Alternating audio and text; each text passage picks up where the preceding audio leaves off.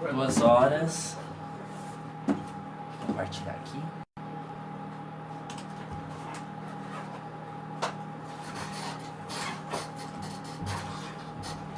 Deixa eu ver se tá vindo retorno. Beleza.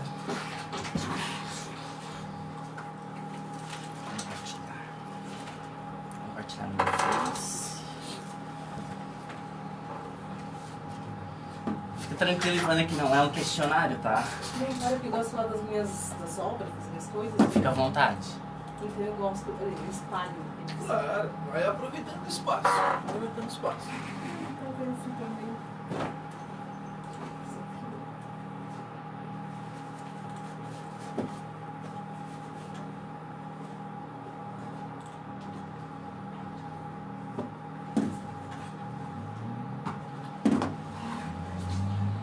Pra compartilhar já vou começar, tá, Lucas?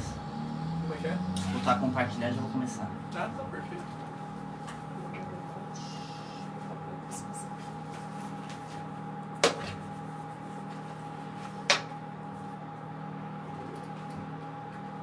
Ivana, se puder chegar um pouquinho mais pra esquerda, só um pouquinho.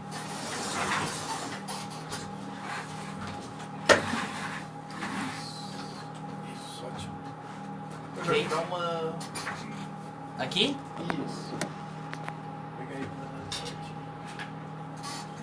Sai daí. Pode ficar à vontade.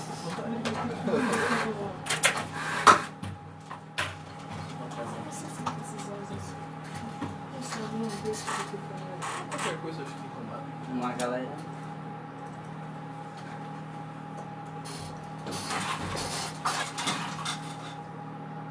Educação em ação. Notícia. Debate. Deixa eu fechar aqui pra gente começar. Fechei a coordenação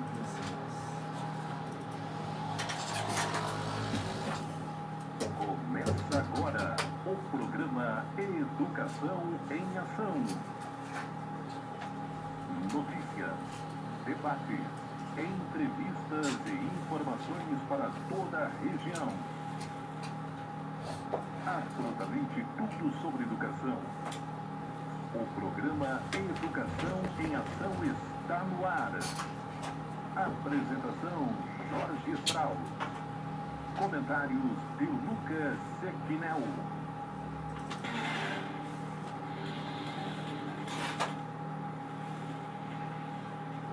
Muito boa tarde, Cocal do Sul e região, sejam todos bem-vindos ao Educação em Ação.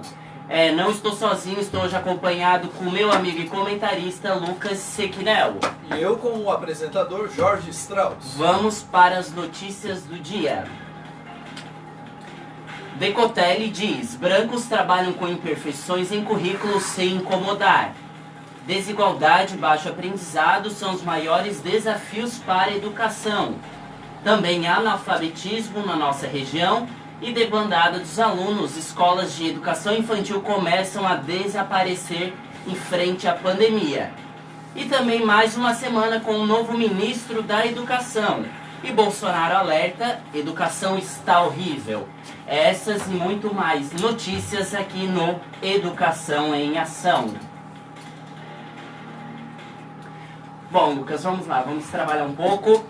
Não estamos sozinhos hoje, estamos acompanhados com a mestra Ivana Beatriz dos Santos e o especialista Cristiano Custódio. Bom, e aí, Lucas, como que passou a semana aí com a notícia do novo ministro da Educação? Infelizmente, mais uma troca repentina, né, Jorge?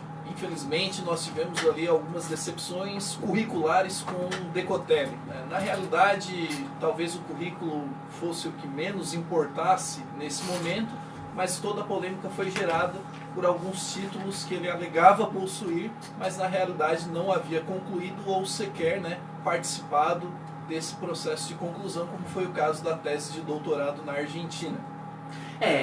Esse do Decotelli a gente vai ter que conversar mais, porque ele não ficou quieto, Lucas. Ele abriu a boca, ele falou e disse que os brancos eles trabalham com imperfeições em currículo e não se incomoda. Agora, ele negro com problemas no currículo já deu problema. Então a gente vai ter que discutir esse assunto aqui hoje. Bom, mas vamos falar de coisa boa com a mestra Ivana Beatriz dos Santos, especialista em tecnologias aplicadas da educação básica, graduada em letras, português, inglês e espanhol. É isso, Ivana, muito boa tarde, seja bem-vinda ao nosso programa. É isso, boa tarde, né, aos ouvintes, aos colegas que estão aqui ao meu lado, em especial o professor Jorge, que me fez convite. Foi um convite que eu, na realidade, desde que nós começamos o programa, eu tinha já pensado em convidá-la. Por nós conhecermos a sua dissertação de mestrado, conhecermos o seu trabalho na rede pública, principalmente a rede municipal de Criciúma, mas também em questão de graduação. E eu estava vendo a sua dissertação, por sinal, uma dissertação com um tema muito... que não é muito bem visto, porque na realidade é uma pesquisa feita na cidade de Criciúma. Nós vimos literaturas sobre negros, literatura sobre a história da consciência negra, a história, né, no Brasil, mas pouco se vê algo concreto, real, dentro de uma sala de aula, ainda no município onde fez a dissertação, né, Ivana? E o tema da dissertação da Ivana é Educação, Infância e Literaturas, ouvindo meninas negras e partindo de algumas leituras. Fala um pouquinho para nós, Ivana, sobre como que começou esse interesse em fazer essa dissertação, como foi o trabalho ao redor disso? Então, Jorge, eu havia em 2008, eu trabalhei por 17 anos numa escola, em que a gestora era uma professora negra, a maioria das serventes, merendeiras, também negras, o bairro também de uma população de maioria negra, né, um dos maiores de Criciúma, população em quantidade, população negra, e dentre estes, tanto os educadores, né, professores e professoras, e também os estudantes da escola, a maioria eram de estudantes negros. Então, em 2008 eu fiz uma pesquisa nessa escola, eu participava de um grupo de estudos, e eu fiz uma pesquisa ouvindo os estudantes e a comunidade escolar. E aí, né, o que apareceu muito forte foi a questão dos apelidos. E quando eu iniciei o meu mestrado, eu resolvi então fazer uma pesquisa nessa comunidade em que eu já havia feito este trabalho em 2008. E as meninas da minha pesquisa são meninas que têm até um parente, algumas são filhas destes estudantes de 2008, né, netas, né, das pessoas entrevistadas da época. Então, e aí também, né, eu sou uma professora negra, também tenho filhas, eu tenho meu neto, sempre vivenciei questões raciais, principalmente no espaço escolar. Então, eu voltei a este espaço por onde eu iniciei a minha carreira profissional e, né, fazer esse trabalho de pesquisa com a questão da literatura, já que é a área em que eu sou habilitada, né, na minha licenciatura é na área de letras, então eu fiz esse trabalho com a literatura em função, né, de tentar entender o que as meninas pensavam e pensam com a questão do espaço escolar e aí a questão das literaturas, como é que elas entendiam, né, esta questão.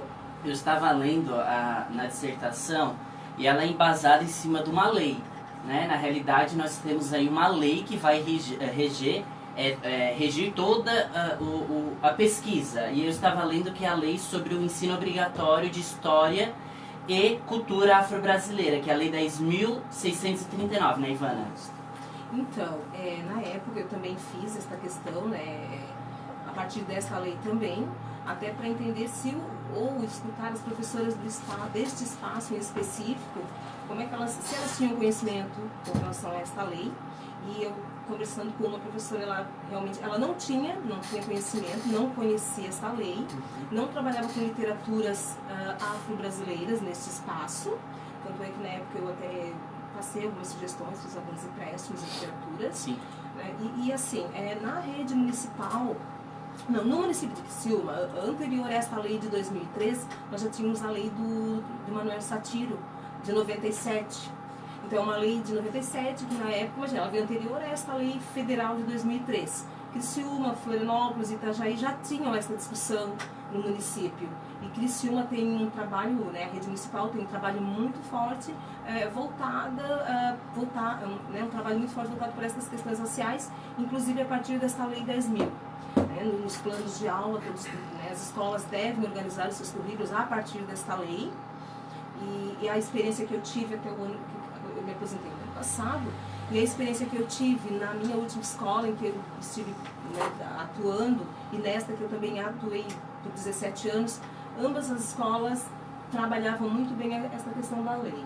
E esta última, né, que é a escola aqui do Limaina, a escola Ercílio Amante, nós temos a equipe gestora que faz um trabalho assim, muito bom, excelente, a partir dessas questões. E aí não fica somente com a professora, que é a professora negra ou o professor negro fazer este trabalho. Todos os profissionais da escola, todos os profissionais são responsáveis por trabalhar a partir desta lei. Né? E não somente no 20 de novembro ou no 13 de maio. Eu ia dizer isso, parece que o 20 de novembro, quem se mobiliza na escola são os professores negros. Isso. Eu já percebi isso em escola de educação infantil. Eu trabalhei no CI uma vez, do Jorge Friedberg, e eu percebi isso, que naquela época do 20 de novembro, não é que os outros professores não se mobilizavam, mas quem dava o pontapé, sabe, a primeira marcha, era o professor negro. Isso. E, assim, e nós somos cobrados, assim, por não trabalhar. E, assim, nós somos de uma mesma sociedade, então todos os profissionais envolvidos devem fazer o trabalho, né? Até porque a Lei 10.639 é uma alteração da LDB. Então não é uma lei que apareceu do nada. Né? Lá em 2013 ela foi alterada. Então ela está lá dentro da LDB. Sim. Então, e alguns profissionais pensam que não, é uma leizinha que tem que trabalhar a questão do negro. Não é isto. É uma lei que altera a LDB. Então, a LDB é o quê? A Lei Brasileira de Diretrizes e Bases da Educação. É o que orienta o trabalho educacional. Então, todos os profissionais devem trabalhar. Mas, infelizmente, né, acaba sendo um trabalho meio que obrigatório. Né, e aí o gestor acaba se indispondo até com alguns profissionais em função disso. Por acharem tão importante. O que eu acho interessante na sua pesquisa é que você faz um breve relato histórico e cultural da educação brasileira de negros. Porque aqui onde nós moramos, no Sul, nós não temos ideia, né? Nós não temos ainda ainda semana passada, a gente abordou aqui no programa, quem acompanhou, sobre cotas de negros para concurso público. Então nós trouxemos aqui 2 pontos, né? O que concorda, o que não concorda. E dentro desse ponto nós discutimos que nenhum sociólogo aqui no Sul, no programa nós falamos sobre imigrantes asiáticos, né, Lucas? Isso. Que os sociólogos, por exemplo, eles não criam um planejamento, ou eles falam que o governo tem que criar alguma cota para quem é imigrante asiático, que também é minoria. Então, da mesma forma que no Sul, a gente não tem ideia da quantidade de negros. Por exemplo, quando eu fiz faculdade, tinha 1 ou 2 na sala, ou na escolinha, tem 1 ou outro. Mas é minoria. A gente vai agora lá para Lapa, vamos para São Paulo, vamos para a periferia, vamos para a realidade. É uma quantidade muito maior. Talvez seja por isso que a discussão aqui é menor, Ivana. O que eu percebo, né? É a questão também da colonização, que é muito forte, e assim, há uns espaços por onde como eu havia falado antes. A escola onde eu trabalhei, ela fica aqui localizada no bairro São Francisco, próximo a Boa Vista. Então, ali a comunidade, ela é, a grande maioria é de uma população negra. Tem escolas do município que não tem nenhum aluno. Nenhuma criança, nenhum estudante, né, negro ou negra. E aí eu penso o seguinte, como é um município colonizado por maioria italiana, então eles não pensam, né, não acham que seja necessária essa oportunidade de ser trabalhado. E aí entra, né, quando falasse ali nas cotas, entra a questão da oportunidade no mercado de trabalho também, porque se você andar, né, eu falo aqui do município de Criciúma, onde eu sempre morei ali, nasci, sempre vivi ali no E onde trabalhou, e onde eu trabalhei também, né, em Criciúma. A questão da população negra em todos os espaços, ela é invisível, ela é invisibilizada. E aí o que eu escuto? Nós não temos esse profissional aqui porque ele não tem perfil ou ele não tem qualificação. Mas não é isso que acontece, que nós sabemos. A questão é bem maior que tudo isso. Na verdade, é a falta de oportunidade mesmo para essas pessoas estarem nos lugares. E o que acontece? Eu estava lendo até um livro da Djamila Ribeiro, que ela fala da questão do negro no mercado de trabalho, que ela coloca, as empresas colocam uma pessoa para dizer que, não, nós não somos racistas, então nós vamos colocar este único negro aqui ou negra nesta empresa. E aí essa pessoa que está lá, ela vai ter que andar conforme a empresa, né, solicita que caminhe, a pessoa não pode se opor, não pode colocar a sua opinião.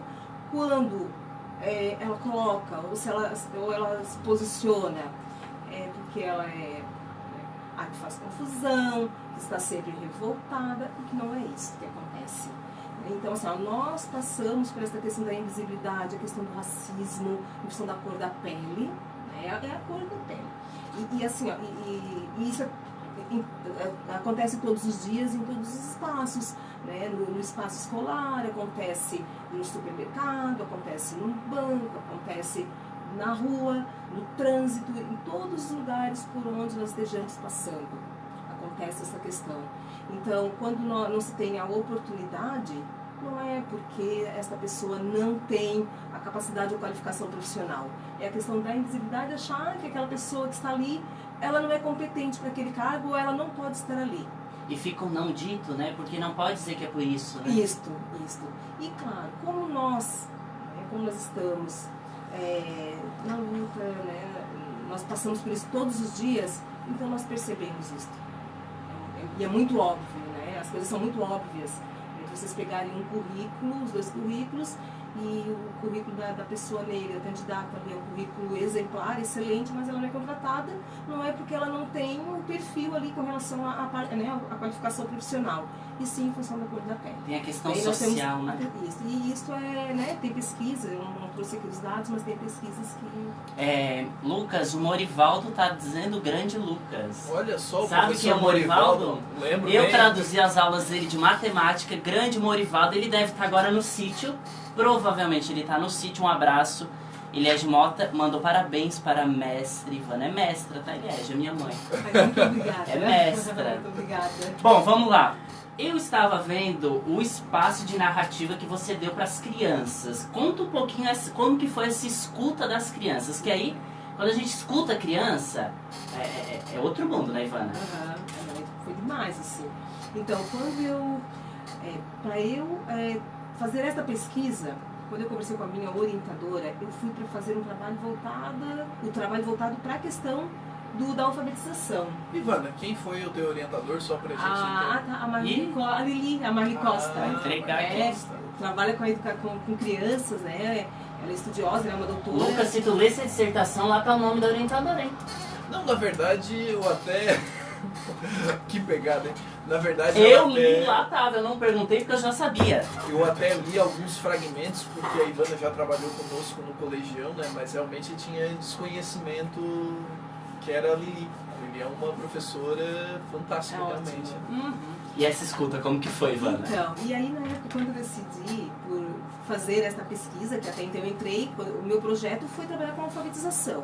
Porque eu trabalhava na coordenação pedagógica de Criciúma, era coordenadora, e eu trabalhava com a questão da alfabetização e letramento. E, então, quando eu entrei para o mestrado, que eu fui aprovada, eu entrei com esse projeto. E conversando com a minha orientadora, ela pediu, não, Ivana, quem sabe faz esse trabalho, porque é uma questão que é pouco trabalhada no município. Também nós precisamos de pesquisadoras negras que falem dessa questão. Então foi aí que eu decidi, com a orientadora, fazer esse trabalho de escuta. E eu trabalhei com a metodologia espaço de narrativas, e para a escolha das meninas, eu fui até conversei com a equipe gestora, as meninas, decidiram participar, foi uma escolha delas, elas quiseram participar, sim. Eu fui em 2 turminhas do segundo ano, em 2015. Segundo ano é mais ou menos que idade, Ivana? Crianças com 7 anos. 7 anos. 7 já estavam, também, elas estavam alfabetizadas. No momento, uma só não estava ainda, estava em processo de alfabetização, mas a maioria conseguia fazer uma leitura, das minhas literaturas, das literaturas que eu levei. E aí, assim, elas foram então convidadas para participar da pesquisa, e depois a escola definiu um grupo de meninas, que eram mais de 12, que quiseram participar. Então, 6 meninas foram convidadas e participaram, com autorização dos pais, elas participaram da minha pesquisa. Eu fiz 5 encontros no espaço escolar e a primeira atividade que eu fiz com as meninas, eu levei um livro. Né? Eu levei, fiz uma brincadeirinha com as meninas no primeiro encontro. Para os demais encontros, elas foram me dando sugestões de atividades. Então, teve um encontro que elas levaram bonecas, no outro elas levaram livros de casa, e assim foram, né, os momentos ali de escuta. E a escuta eu fiz gravada, né, eu gravei algumas, fiz alguns registros, fiz algumas anotações, filmei também, fiz as filmagens. E a partir das literaturas que eu levei, então eu consegui fazer a minha escrita a partir da escuta destas meninas. Então, as meninas elas não foram objetos de pesquisa, elas foram as protagonistas, porque a metodologia, essa metodologia que eu utilizei, que é da Isabel Leite, ela trabalha com isso. A criança, ela não é objeto de pesquisa, ela é o sujeito da pesquisa. Então, a minha escrita foi a partir das falas das meninas. Então, a questão racial, a questão da identidade, a questão religiosa, que eu falo na minha pesquisa, tudo isso foi a partir das falas que eu fui coletando, mas das leituras que eu fazia com as meninas, das brincadeiras, né, das falas que elas iam, né, me falando, me colocando durante os encontros. Foram 5 encontros, eu chegava lá às 14 horas, ficava uma tarde, passava a tarde com as meninas. Bom, eu imagino a sensação que dá de ouvir as meninas, porque principalmente quando está nesse processo de infância, que a identidade ainda está sendo formada, então está muito híbrido, ainda está muito... eu me vejo como negra, mas eu tenho aquele problema da sociedade que quer me ver como branca. Então, e eu vi isso das crianças, realmente, a criança ela acaba sendo o personagem principal, o objeto da pesquisa acaba sendo toda o movimento para que a pesquisa cresça, né? Lucas, quem está mandando um abraço aqui? A Liliane Leonardo, um grande abraço ao colega Lucas, programa muito legal, parabéns a todos. Olha só, Liliane, minha colega lá do SESI. E aproveitando a deixa, Jorge, gostaria de fazer uma pergunta para a Ivana, já que ela... Só um minutinho, a Kellen Marcolino, Opa, a sua assessora tá mandando um abraço. Nossa, gestora. Ela Eu não sou tão importante para ter uma assessora. Eu também acho. O Clayton Freta, boa tarde, Jorge e Lucas, que Deus abençoe o programa de vocês, muito obrigado.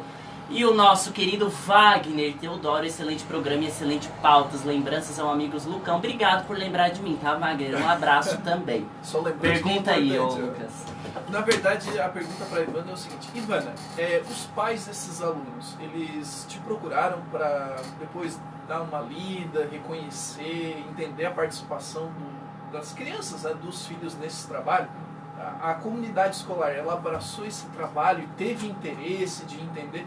Porque é muito legal quando o pesquisador, ele consegue um campo, né, algo local, e ele consegue elaborar um estudo tão, né, condizente com a realidade tão importante, né, para a sociedade. Porque o teu estudo é de uma importância enorme, principalmente para essas meninas. Porque muito provavelmente elas vão lembrar, né, que, nossa, quando eu era criança, uma pessoa veio, me explicou como as coisas funcionam para quem é negro. No Brasil. Então, teve esse respaldo? Como é que foi essa situação?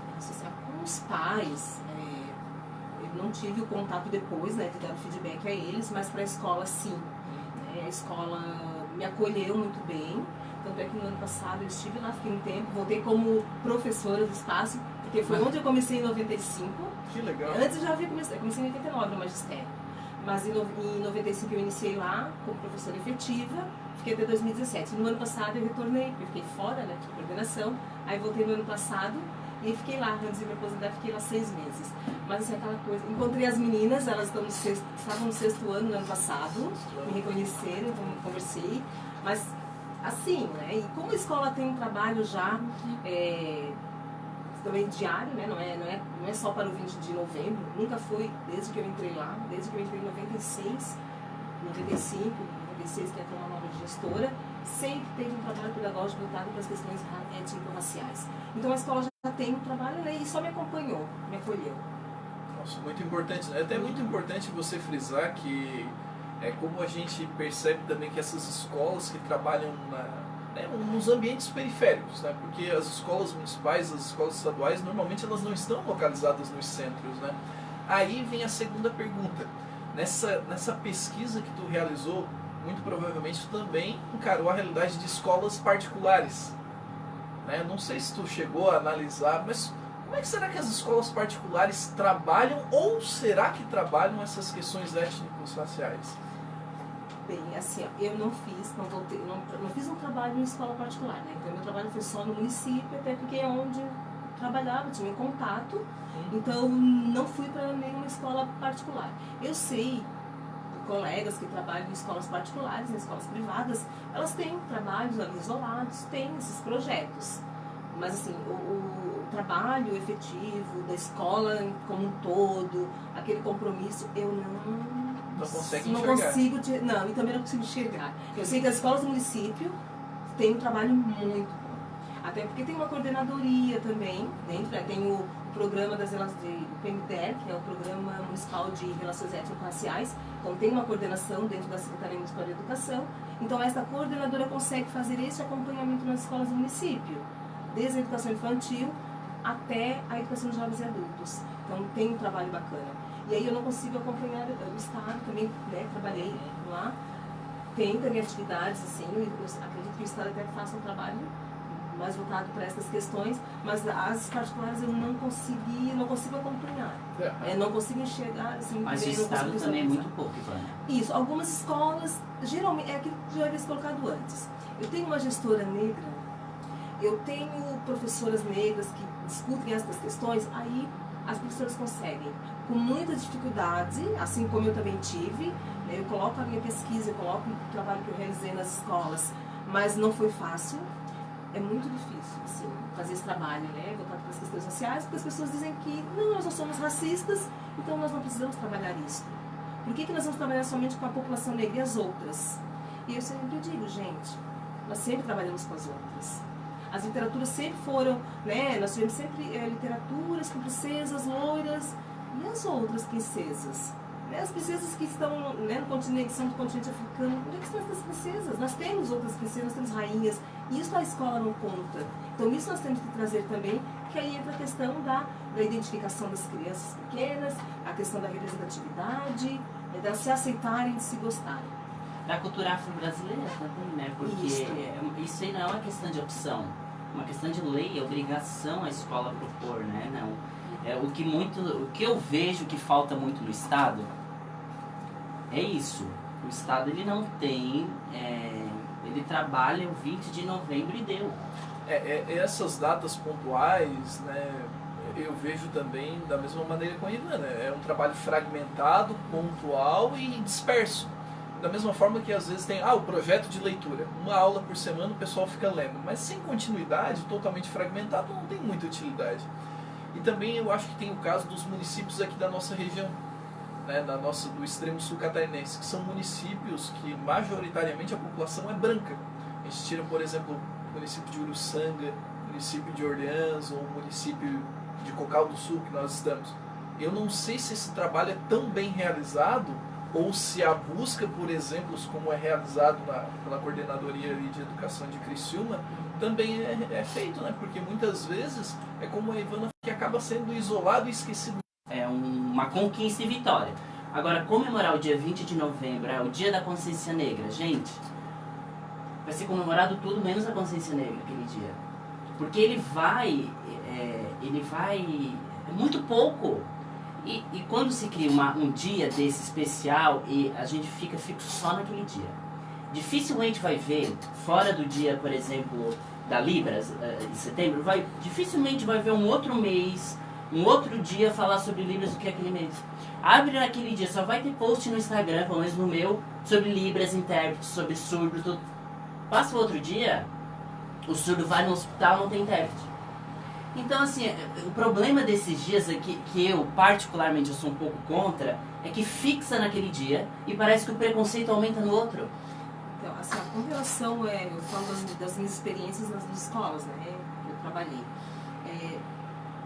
As experiências dessas escolas, né, como é que as gestoras colocam para o grupo de professores? Tem que aparecer lá no planejamento anual, né? Não só no dia 20, mas ele tem que estar todos os dias ali dentro do planejamento do professor. Transversal. Em todas as disciplinas, em todas as áreas de conhecimento, como é que eu posso trabalhar? Bom, na língua portuguesa eu posso levar o livro Homo Oba e fazer uma leitura no momento de leite, no momento de iniciar a aula eu posso fazer uma leitura. Né? Eu até, no ano passado, eu trabalhei com o da Carolina de Jesus, um livro, e todos os dias eu fazia uma leitura, né, o quarto de despejo. Todos os dias, né, durante as aulas, eu levava sempre a leitura daquela literatura, e aí eu colocava a biografia, né, da escritora, ó, é uma mulher negra, do que ela era, a história dela, e fazia a leitura. Então, isso é fazer o trabalho da lei. Eu não preciso ir lá ficar forçando a barra e colocar a atividade. Barra, isso, não precisa forçar. Faz uma coisa tranquila, eu vou trabalhar matemática. Onde é que entra essa questão da população negra? Em que momento ela entrou aqui na questão matemática? Aí, geografia, onde é que eu coloco? Né? Não é assim, ó, porque quando se fala, a ideia que, assim, que a maioria dos estudantes tem, o continente africano é um país. Gente, ele não é um país, é um continente com 65, 67 países, é um continente com 60 e poucos países. Quase 60 países. Né? Com 60 países, isso, por aí. E aí eu digo, gente, não é um país, são países e culturas diferentes. E isso a escola não mostra. Então, a ideia de se fazer esse trabalho a partir da Lei 10.639 é esta ideia, para que não fique lá na data comemorativa, no dia 20 de novembro. No 20 de novembro eu posso culminar. Bom, eu trabalhei durante o ano inteiro, fiz estas produções, eu vou fazer uma amostra de todas as áreas de conhecimento neste dia. Do que foi ou feito naquela aquele ano, semana. né? Isso. Até mesmo porque novembro tem um ano todo Sim. pra... Ivana, e os livros que você usou com as crianças? Eu vou mostrar aqui na live os livros que você usou. Você vai falando dos livros e eu vou mostrando na live. Então, este aqui, o Iguais Mais Diferentes, foi um livro que eu levei no primeiro dia. São literaturas que estavam na escola, que as escolas, né, públicas recebem dentro do projeto PNBE, Programa Nacional Biblioteca Escolar. Sim. Então, este é um dos livros que eu levei para mostrar a questão que as pessoas têm gostos diferentes. Então, eu levei, fiz uma brincadeira com as crianças, tá? Quando eu levei este livro aqui. Depois eu trabalhei o Menina Bonita do Laço de Fita, que está emprestado. Eu fui procurar agora na minha malinha. E olha que o empréstimo é perigoso. Gente, tem livros que sim. nunca mais Deixa eu lembrar aqui pro vendidos, pessoal, são livros para educação infantil, por favor, tá? Para vocês entenderem também que não são livros aí para leitura, é livros literários, né? As crianças para pequenas. elas entenderem algumas questões através da literatura infantil. Isso. Aí o outro livro, então, até o Menina Bonita do Laço de Fita, por que eu fiz questão de levar? Ó, Menina Bonita do Laço de Fita é da Ana Maria Machado, é uma escritora não negra, uma mulher branca. Sim. O Cabelo de Lelê, que é este aqui, que também a maioria das escolas tem, os professores têm conhecimento. Gente, provavelmente vai sair a letra ao contrário, mas é esse aqui, ó. Isso, a foi capa vocês já verem já para saber. E aí, quando tu leste ali na minha pesquisa, foi um livro que as crianças Elas citaram comentários sobre o fizeram cabelo, comentários, né? elas Das personagens. porque eu faço análise da capa, quem escreveu, quem fez o desenho. Então, quando elas observaram a capa, elas não gostaram, porque elas disseram que o olho delas não era daquele jeito, o cabelo delas não era daquela maneira. Então, elas fizeram duas, três questões com relação ao livro e deixaram. Um livro que elas amaram. Esse aí eu conheço. Foi o Homo Oba, da Kilson Oliveira. É um livro muito conhecido. Que aí fala o quê? De princesas negras. Então entra ali a questão da positividade da mulher negra. Né? E aí esse livro aí foi fantástico, né? Quando elas viram. Tanto é que muitas meninas, professor Ivana, aí no terceiro encontro, professor Ivana, meu cabelo está igual ao da princesa, né? Veio cheio de tiarinha, cabelinho todo enfeitadinho, com trancinhas. A partir deste livro aqui, né, que eram histórias de princesas. Então foi o livro que elas adoraram e a minha escrita, então, ela ficou mais em função deste livro aqui, que é o Homo Oba, e aí elas também se reconheceram, né, com a escritora, que é uma mulher negra, o ilustrador também. Então todas essas questões, né, elas conseguiram perceber essas questões. Professora, não são só pessoas brancas que escrevem, Sim. Pessoas negras também são escritoras. Eu também teve uma que colocou, professora, eu estou escrevendo um livro, como se fosse uma escrita, uma historinha assim, né? Então eu penso que começa a despertar, né? Começa a despertar. Então é importante, né, ter esse trabalho Sim. no espaço escolar, em todos os espaços, que aí depois que eu terminei a minha pesquisa, eu comecei a fazer leituras, outras leituras, e aí eu entendi. Isso é a questão do letramento racial. Porque se eu trabalho isto, eu vou fazer o quê? Um letramento racial. Eu vou sair lá eu saio do ensino médio pensando diferente, sendo uma pessoa melhor, sendo uma pessoa diferente, pensando em todas as pessoas. Fica igual, né? Fica a mesma coisa. Não muda a história. Então agora com essas discussões que nós estamos vendo aí, essas violências sempre aconteceram, né? Violência policial, assassinatos, tudo isso aconteceu. Então agora nós sempre pedimos que fosse feita essa questão da luta antirracista, mas eu espero que não fique só naquela questão de mudar o perfil, né? Somos todos, né? Pois é, me parece que o acontecimento nos Estados Unidos, né, com o Floyd, ele acabou sendo explorado também de maneira indevida por muitas pessoas, né? Infelizmente, uma morte está ocasionando outras várias mortes por uma onda de protesto, violência. Me parece que muitas vezes algumas pessoas se apropriam da dor e do sofrimento de outras para explorar e fazer um escárnio, né? Praticar o ódio. Explica melhor o que aconteceu, Lucas, lá. É que na realidade nós tivemos uma violência extrema, né? A arbitrariedade da polícia americana que acabou condenando o Floyd à morte de uma maneira, né, ao vivo e a cores, ali, um enforcamento, o policial colocando o joelho no pescoço dele, ele comentando, falando o tempo todo, se expressando, dizendo que não conseguia respirar, e ele acabou falecendo.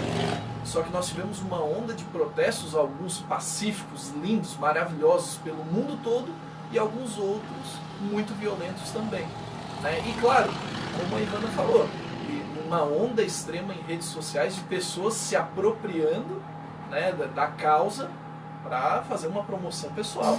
Ou seja, pessoas que lá no oculto, lá no íntimo, não possuem ligação nenhuma com o movimento, ou talvez são até racistas, mas enfim, se apropriam para fazer uma promoção pessoal. Até uma ouvinte mandou aqui para nós. Eu vou citar porque a gente tem que aí ver dois lados, né? Sim. Vamos aqui deixar aberto. Comentou assim, não precisa do Dia da Consciência Negra porque somos todos iguais. Então, assim, nós temos esse... um pensamento do outro lado também. É compreensível, porque realmente... como somos todos iguais, independente da cor, na realidade esse dia, pelo que nós estudamos, que se estuda, e a proposta que é passar para as escolas é o Dia da Consciência em questão do que aconteceu, né? A história de pessoas negras no Brasil, do sofrimento e tal. Não significa que aquele dia é para celebrar porque a pessoa é negra. Na verdade não é isso. Quando a gente fala de consciência negra, se refere à história. A gente está falando aí de história, do que aconteceu. E para que não se repita, porque assim... não tem escravidão, mas não tem escravidão física. Porque a gente vê um aprisionamento emocional, afetivo, um aproveitamento porque outra pessoa é negra, a gente vê aí Até sobre isso, Lucas, eu vou pegar o gancho, porque saiu uma notícia essa semana do Decotelli, ele não ia ficar quieto, eu sabia, mas também eu não sei por que ele não falou que era doutorando, então que ficava mais bonito para ele. Não precisava dizer que era doutor, e pós-doutor ele ainda teve a ousadia de dizer que é pós-doutor. Podia ter dito, não, sou doutorando, não terminei minha tese. Podia dizer que era só mestre, que estava bonito. Já era um bom currículo para o ministro. E ele diz, brancos trabalham com imperfeições e currículos sem incomodar. Adivinha quem que ele cita? Damares Alves. Ela disse que é mestre em um monte de coisa, Lucas. Ela é mestre... 2 mestrados ela disse que tem, não tem. Ela é branca. A Damares. E depois ele cita... Ricardo Salles, do meio ambiente, que também diz que tem mestrado e isso e não tem nada disso. E aí, Lucas, complicado isso, né? Eu acho que é uma questão política que acaba exacerbando qualquer debate, né, que envolve o racismo. Infelizmente, eu acho que o Decotelli, ele infelizmente foi muito infeliz, né, principalmente na colocação das questões que envolvem um currículo. Eu acho que, independente de cor de pele, o currículo, naquele momento, seria... o menor dos problemas, até porque ele tem uma bagagem muito legal da Fundação Getúlio Vargas, tinha um trabalho muito bacana no FNDE, o CONCED vinha com todo o apoio a ele, eu não acredito que ali tenha sido uma questão de cor de pele. Eu acho que foi uma questão de engano realmente. Um engano pessoal, de atribuição de títulos. Que isso acontece com qualquer pessoa. Aconteceu com o Branco, que é a Damares, aconteceu com o Ricardo Salles, e eu acho que o Decotelli também, eu me coloco um pouquinho no lugar dele. Eu acho que a chuva e a enxurrada de críticas em cima dele foi um excesso. Mas se ele falasse que era doutorando, não ia ter crítica, né? Não. Mas assim, ele é professor, sabe que ele se desligou da instituição que ele dá aula, né? Fundação Getúlio Vargas. Sim, ele mesmo. foi. Agora, eu não sei se ele pediu demissão, porque ali só diz que Decotelli diz ter pedido hoje o seu desligamento. Isso. Então ele que. Aparentemente ele que está se retirando do meio. Não sei porque também ele que ele pediu. Porque se ele fosse um bom professor também, ele não ia pedir o desligamento. Mas talvez ele quer férias, né? Uma semana como ministro já cansou. Eu não sei, eu acho que diante dessa enxurrada midiática, dessa chuva de críticas, eu faria o mesmo. Eu também ficaria um pouco recluso. Quem deveria fazer isso era o nosso governador. Ele deveria ficar mais recluso, parar de fazer live e trabalhar. Se ele ficasse mais recluso, ele talvez ia... Não teria o Covid. Não, ó. E aí eles estavam falando da coitada da intérprete, e quem pega Covid é o governador, não estou dizendo, mas tudo bem. O nosso querido presidente atual, Messias, diz ele não fazer milagre, mas é Messias, falou da nossa educação.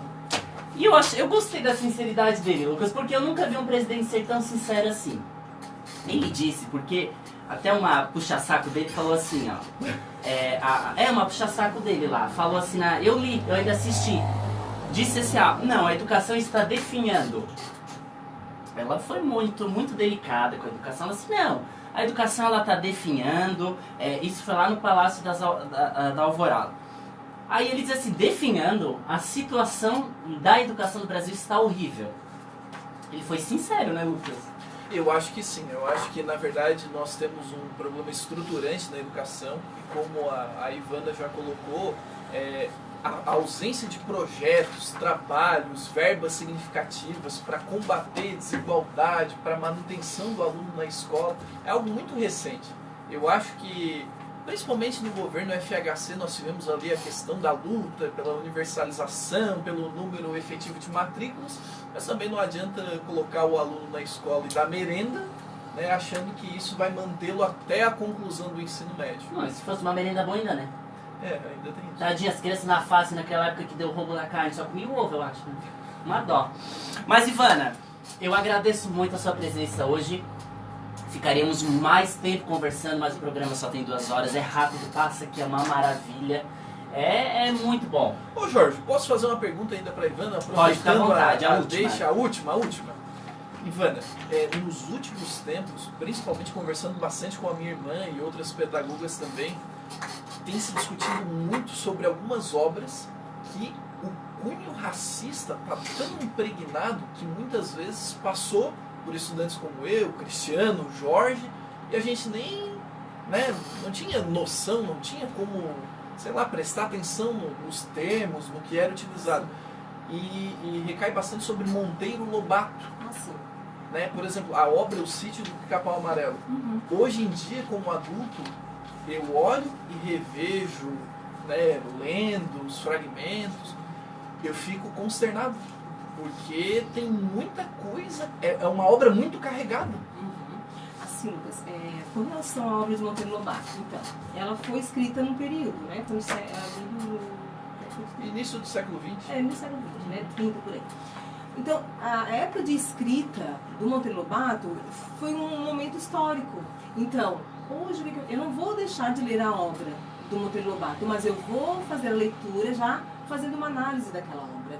Eu vou fazer uma leitura da obra dele, com uma leitura aqui da Kilson Oliveira, uma obra aqui do Aquim, que é uma obra também, uma literatura infantil, mas a partir de uma análise. Eu posso levar para a sala de aula e fazer um contraponto com os estudantes. O Monteiro Lobato foi da década de 30, aqui a professora, a Oliveira, da década do século XXI.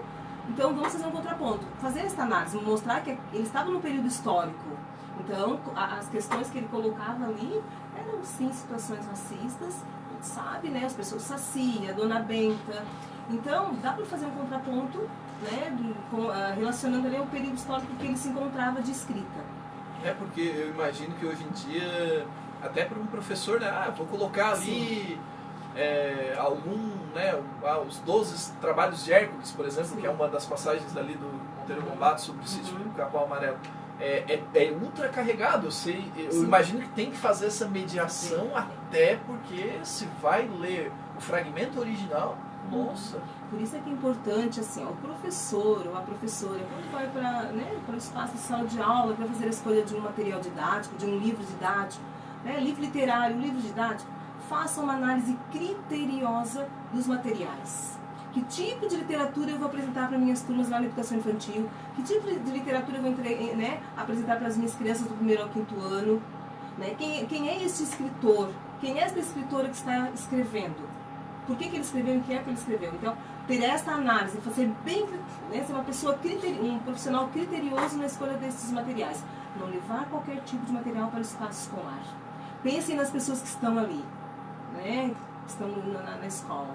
Não pode ser qualquer obra. De qualquer jeito. Tem que pensar na realidade, né? Ótima colocação. Ivana, muito obrigado mais uma vez. Eu posso fazer pode, fica à vontade. Então, sendo professora de letras, não sei se vocês observaram, mas na abertura de cada capítulo eu coloquei trechos de poemas, né, que é dos cadernos, eu tirei dos cadernos negros, que são escritores e escritoras negros e negras. E aí, na abertura de cada capítulo, eu coloquei trechos dessas escritoras negras, escritoras e escritores negros. E aí eu trouxe um aqui que ele não está na minha dissertação, mas eu gostaria de ler. Pode, fica à vontade. Somos todos ouvidos. Não. Então, é da Cristiane Sobral, ela é atriz, ela é escritora, ela é dramaturga e poeta brasileira. Ela é do Rio de Janeiro. Então, ela escreveu o poema Não Vou Mais Lavar os Pratos.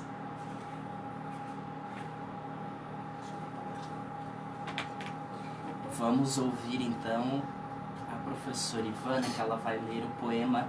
Interessante esse poema, você ouvinte que está nos assistindo. Acho que você vai gostar do poema. Nem vou limpar a poeira dos móveis. Sinto muito, comecei a ler.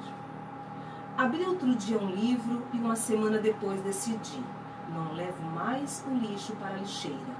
Nem arrumo a bagunça das folhas que caem no quintal. Sinto muito. Depois de ler, percebi a estética dos pratos, a estética dos traços, a ética, a estática. Olho minhas mãos quando mudam a página dos livros.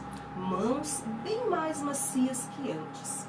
E sinto que posso começar a ser a todo instante. Sinto. Qualquer coisa, não vou mais lavar, nem levar seus tapetes para lavar a seco. Tenho os olhos rasos d'água, sinto muito. Agora que comecei a ler, quero entender o porquê. Por quê e o porquê. Existem coisas. Eu li e li e li. Eu até sorri. E deixei o feijão queimar. Olha que o feijão sempre demora a ficar pronto. Considere que os tempos agora são outros. Esqueci de dizer, não vou mais. Resolvi ficar um tempo comigo.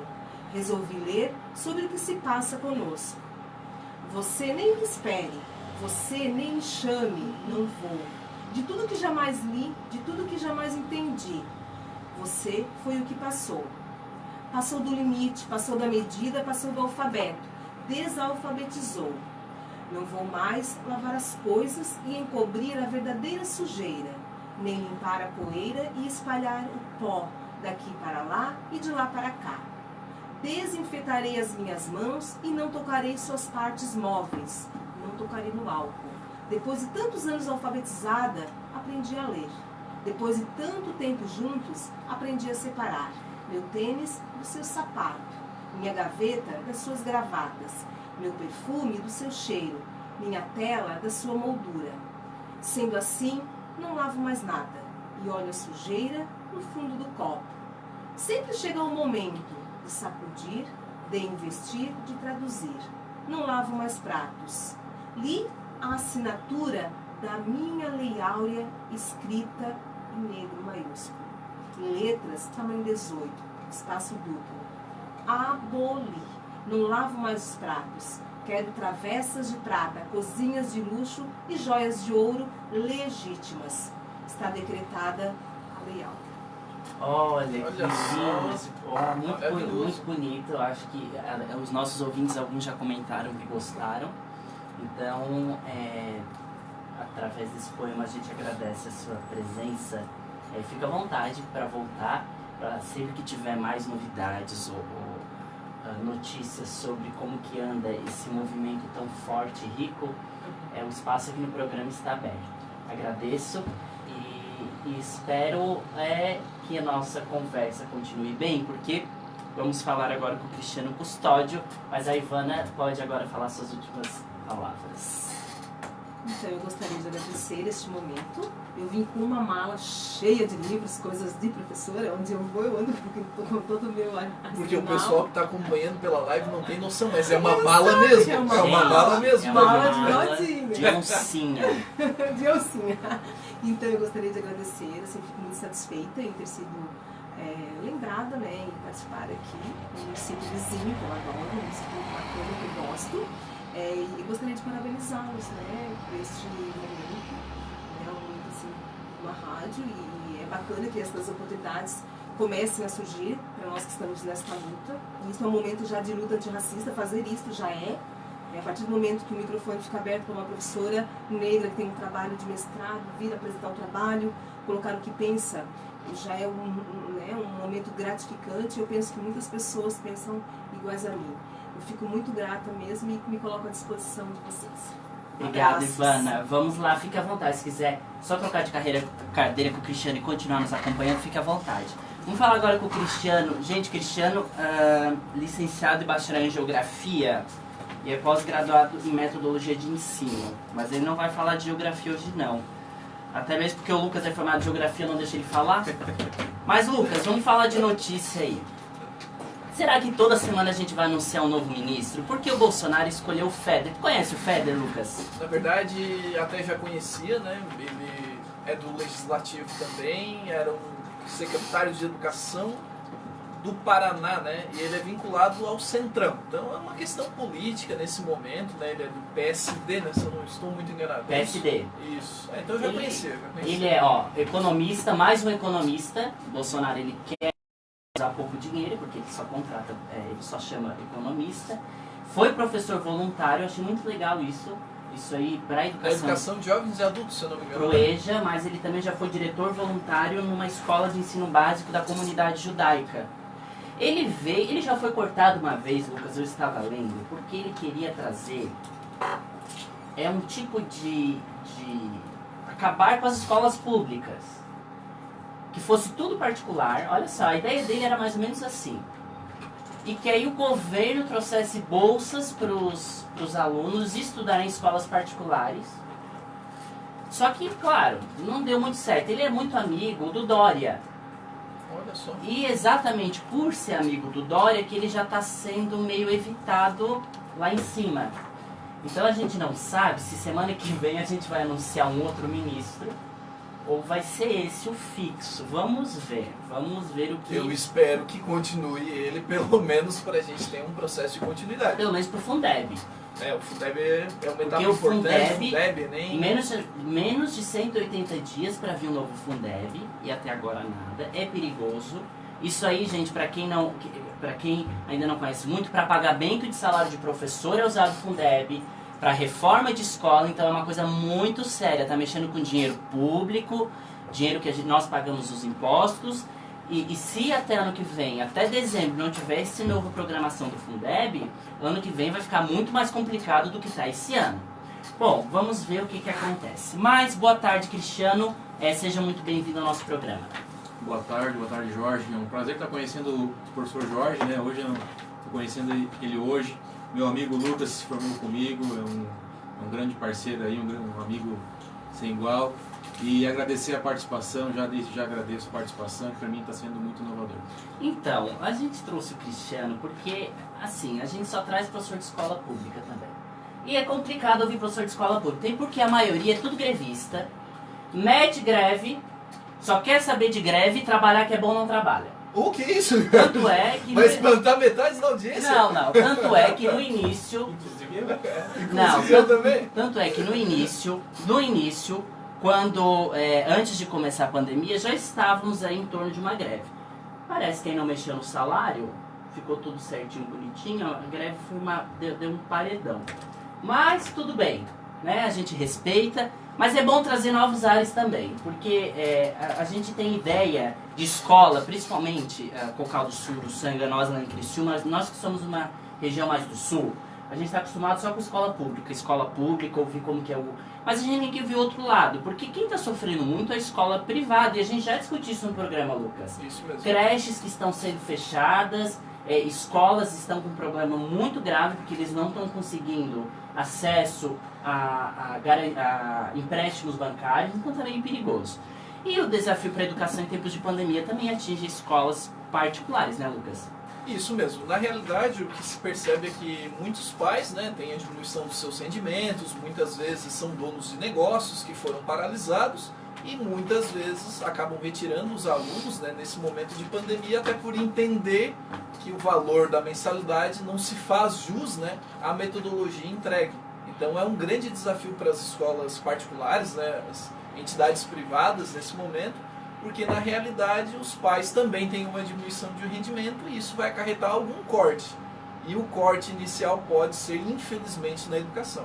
E, Cristiano, o que você tem percebido aí de desafios que talvez você mesmo como professor tenha enfrentado agora nesse tempo de pandemia? Não estou falando agora de rede pública, mas na rede particular. O nosso maior desafio realmente tem sido em manter além da qualidade do ensino, atingir todos os alunos de forma concreta, de forma efetiva, para que esses alunos tenham realmente um aprendizado satisfatório, né? Por mais que nas escolas privadas a gente tenha toda a infraestrutura necessária para o aluno estudar, ter ali o seu ensino, né? A gente ainda acaba esbarrando na funcionalidade dessa infraestrutura, né? A gente sabe que muitas vezes as conexões, os próprios computadores não estão de acordo, né? Até porque a escola não tem um controle para saber se o computador do aluno está bom, se a internet dele está boa, não temos esse controle, né? E a gente acaba esbarrando um pouco nessa dificuldade, primeiramente de oferecer um ensino de qualidade, não por parte da escola, que fique claro isso, porque a escola faz ao máximo para oferecer essa qualidade, mas o modo como chega até o aluno esse ensino, né? Porque às vezes a gente não, como eu falei, a gente não tem o controle de como está chegando isso para o aluno. A gente espera, a gente acha e a gente reza a Deus e pede para que esses alunos estejam recebendo isso de uma forma muito efetiva, né? E falando na questão do efeito econômico, sim, as escolas particulares estão sofrendo muito com isso, muito. Tá? A escola que eu trabalho já perdeu alguns alunos, principalmente do infantil, né?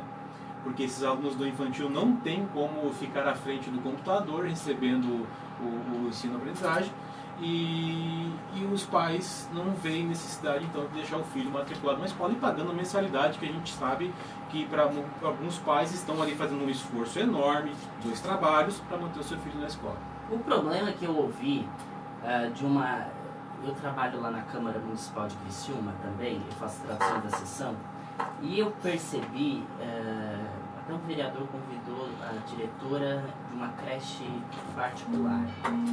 E o que ela comentou foi que o problema que eles estão tendo é que os pais ou pagam uma babá ou pagam mensalidade. Então eles optaram o quê? Pagar a babá, porque o filho que está em processo, não é nem de alfabetização ainda, né? Um processo ainda de conhecimento dele ainda, né? Que é o primeiro processo da infância ali, dos 3 anos em diante. E também, de acordo com a lei, até 3, 4 anos não é obrigatório, é só do 4 para 5 em diante. Então, para os pais, eles pagam uma babá em casa, o filho não vai para a escola e fica por isso mesmo. Mas eu tava percebendo o valor do Fundeb, Lucas. Porque o que eles não estão levando em consideração? Porque assim, o valor do Fundeb do ano posterior, ele vai ser contado desse ano, referente a esse ano. E a quantidade de alunos da rede particular que estão indo para o estado e para o município? Porque não pode negar matrícula. E a verba vai dar para tudo isso, será, Lucas? Eu acho que não, assim como em todos os outros anos anteriores também nunca deu. Na realidade, se a gente reparar bem, o custo aluno no Brasil é um valor muito baixo, apesar do MEC ser um dos ministérios que mais, né, uma das entidades que mais recebe verbas, mas mesmo assim não é o suficiente. Mas aí eu tenho uma pergunta também para o Cristiano, relacionado a essa Vale lembrar, metodologia. Lucas, que além desse valor baixo do aluno, que é disponibilizado pelo governo por cada aluno, vai impactar no salário do professor. Com certeza, com certeza. Impacta na Que já é alto, ausência. né? Já é bem alto. Altíssimo, com certeza. Muito alto para o ano. Não, assim, vai impactar em ausência de reajustes, né? Ou seja, o Fundeb ele não vai dar conta de fazer uma cobertura efetiva dessa fluxo transitório, né? Quase. Mas, Cristiano, tem uma pergunta. O Cristiano, é importante lembrar que ele trabalha nas duas redes, né? Nas duas redes. A rede pública, né? Do Então Estado. é rico. Riquíssimo. É um dos professores É rico. mais abonados que eu conheço. Eu sou rico porque trabalho com as crianças e eu gosto. É, rico de felicidade. De felicidade. Então, tu Mas, vai Cris, o que tu repara assim, de acordo com o que o Estado vem trabalhando, né, essa educação remota, essa educação em rede, né, o Estado, em comparação à escola particular, não precisa citar qual é a escola, mas tem muita diferença? Qual é a diferença que tu repara? A diferença está no estudante, no recurso do estudante, ou está no recurso tecnológico, ou está nas plataformas? Onde tu vê ali que é o principal gargalo? Porque o que se vê muitas vezes é o estudante de escola pública pegando atividade impressa, muitas vezes acessando pouco a rede. A gente vê episódios aí pelo Brasil todo de gente trepando numa árvore, e tem gente que faz um cenário romântico, né? Trepa na árvore para ter um sinal de internet com um celular emprestado. E tem gente que fala assim, nossa, o estudante está se esforçando. Ele tá, mas ele não tem obrigação nenhuma de trepar em uma árvore para ter um acesso à internet, né? Mas assim, voltando, qual é a principal diferença? Qual é o principal gargalo ali que tu percebe? Eu vejo duas diferenças muito gritantes. Primeiramente para os alunos, que a gente sabe que os alunos de escola pública são de uma realidade socioeconômica totalmente diferente de alunos de escola privada. Muito baixa, né? Muito Nossa. baixo, muito baixo. A gente sabe de alunos que moram muito longe, interior do interior, que não tem nem internet, né? Mas na escola pública está realizando alguns trabalhos onde o professor oferece atividades, trabalhos para que esses alunos façam, né, em suas residências, no conforto das suas casas, e postem numa plataforma de ensino, né, que é o Google For Education. Classroom? O pacote todo é o For Education, Ele é queria dizer Classroom. é a sala de aula virtual. Então ali os alunos postam essas atividades. Os professores também oferecem, através de algumas mídias, aulas gravadas, né? Ou algumas lives também. Eu já conheço alguns que fazem, inclusive você, né? Fácil. E mais um ponto que fica muito nítido aí, que é diferente entre escola privada e escola pública, realmente é a infraestrutura em softwares, de computadores, de programas de ensino, tá? Aplicativos de ensino, e também um pouco das realidades socioeconômicas, como eu já tinha falado, né? Que isso envolve o aluno ter na sua casa um aparato tecnológico bom para poder receber esse ensino, enquanto os de escola privada têm, a maioria, tá? Não estou dizendo que todos, mas a maioria tem acesso a isso. Os alunos de escola pública não conseguem ter esse A acesso. pesquisa é 99% na escola particular, né? 99%. E tem uma pesquisa que eu até analisei, 42% das casas brasileiras têm computador para as classes D e E. Somente 48% tem computador em casa. Menos da metade, né? Menos da metade. Desses 42%, 83% utilizam o ensino através do celular. Esses alunos, essas crianças e adolescentes. Então, e através do celular a gente sabe que a qualidade do ensino ela acaba decaindo um pouco. né? Então é necessário que esses alunos da escola pública tenham computadores em casa, não somente o celular, né? Que a gente sabe que o celular hoje ele virou uma ferramenta quase que Faz um pedaço tudo, né? do corpo da gente. E é um né? faz tudo, né? É um faz tudo, faz tudo. Mas a gente sabe que, enquanto professor, a gente sabe que isso não é o mais indicado. É necessário que o aluno tenha um computador. Claro, o celular também ajuda em determinados momentos, vai ajudar, lógico, mas é necessário que ele tenha um computador em casa. Enquanto os da escola pública, menos da metade tem, na escola particular, todos têm. O estado de Santa Catarina foi pioneiro. Isso eu vou ter que parabenizar, porque foi muito rápido. Foi muito rápido, Foi muito verdade. rápido. Mesmo tendo aqueles cursos de péssima qualidade que a gente teve sobre o Google, ainda falando sobre educação inclusiva, teve um dia, né, Lucas, um webinar sobre educação inclusiva, foi terrível, foi péssimo, ela falou um monte de besteira, mas enfim, a gente tenta pegar o que é bom. E as escolas do município de Criciúma eu acho que os municípios demoram mais mesmo, né, porque até chegar... E no dia 1º de abril, Cristiano, saiu uma medida provisória, que a gente tem que perceber o que essa medida provisória ela vai impactar na educação esse ano. Porque ela está desobrigando os 200 dias letivos. Uhum. Isso tanto escola, enquanto também universidade. Mas ela pode, e ela diz sobre o cumprimento da carga horária mínima anual de 800 horas. Mas aí como que faz, né, Cristiano? Como que os professores estão lidando com isso? Essa medida, ela de não cumprir esses horários, já se tem até uma ideia de que o ano letivo possa acabar em fevereiro. A gente falou isso aqui no programa, né, Lucas? Isso, na realidade, do Distrito Federal já foi decretado. Federal, São 21 Paulo de também janeiro. existe a possibilidade. Existe. Meu Deus. Existe essa possibilidade. O não cumprimento desses dias letivos, para mim, já seria um ato muito errado. Dos 200 dias? Ou das 800 horas? Não. Dos 200, eu não gosto de contar em dias. Para mim, o melhor seria contar em horas, né? Porque a horas a gente pode ensinar o aluno nesse momento de pandemia, em qualquer horário do dia, né? Então vamos ficar nas horas. Eu acho que as 800 horas já estão ali no limite do mínimo, né? Eu acho que deve se manter essas 800 horas, porque a gente sabe que a gente vive num país onde a educação, como o nosso próprio presidente falou, está horrível, e realmente está horrível, e tu diminuir aquilo que já era pouco, né, vai piorar mais ainda. E levando em consideração que se diminuir essas horas, ou os dias letivos, perante ao momento que a gente vive de pandemia, onde os alunos nem todos têm um acesso adequado ao ensino, vai com certeza... Quem tem aluno que está achando que está de férias, tá, Lucas? Sim, sim. Na realidade também colocando que esse momento de pandemia ela vai provocar uma série de distúrbios, né, nas pessoas, né? A gente pode colocar, nem sei se a palavra distúrbio é a correta, mas na realidade as pessoas são muito afetadas psicologicamente. Tem aluno que agora que se ligou que, nossa, realmente eu tenho que executar as atividades para não ter o ano perdido. E tem pessoas que realmente elas estão sofrendo as consequências de ter que ficar em casa, em isolamento social. A gente acha que volta 3 de agosto, mas será que volta realmente? Não, volta Não se nada. tem certeza. Eu recebi um e-mail ontem.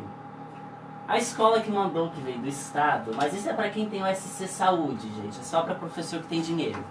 Porque quem tem o SC Saúde, veio, eu não sei se tu recebeu ou se vocês receberam. Não, eu não tenho SC Saúde, sou Não um professor tem. pobre, então. Então tu não... Tu é muito pobre, tá? Tem que falar com o professor rico. Tu tem SC Saúde? Eu tenho Unimed. Nossa, o cara é hiper rico. Eu tenho Unimed, mas a gente não continua. Tem que ser O cara SC Saúde. O cara é um Tem que ser, rico. se não for SC Saúde, não vai ganhar. Porque assim, ó, quem tem o SC Saúde vai ganhar, tem um programa do Estado que é para auxílio para professores em questão emocional. Até a gente falou desse programa, que são 4 etapas, sobre valorização, sobre... Enfim, eu não sei se isso vai dar certo, porque vai ser tudo à distância.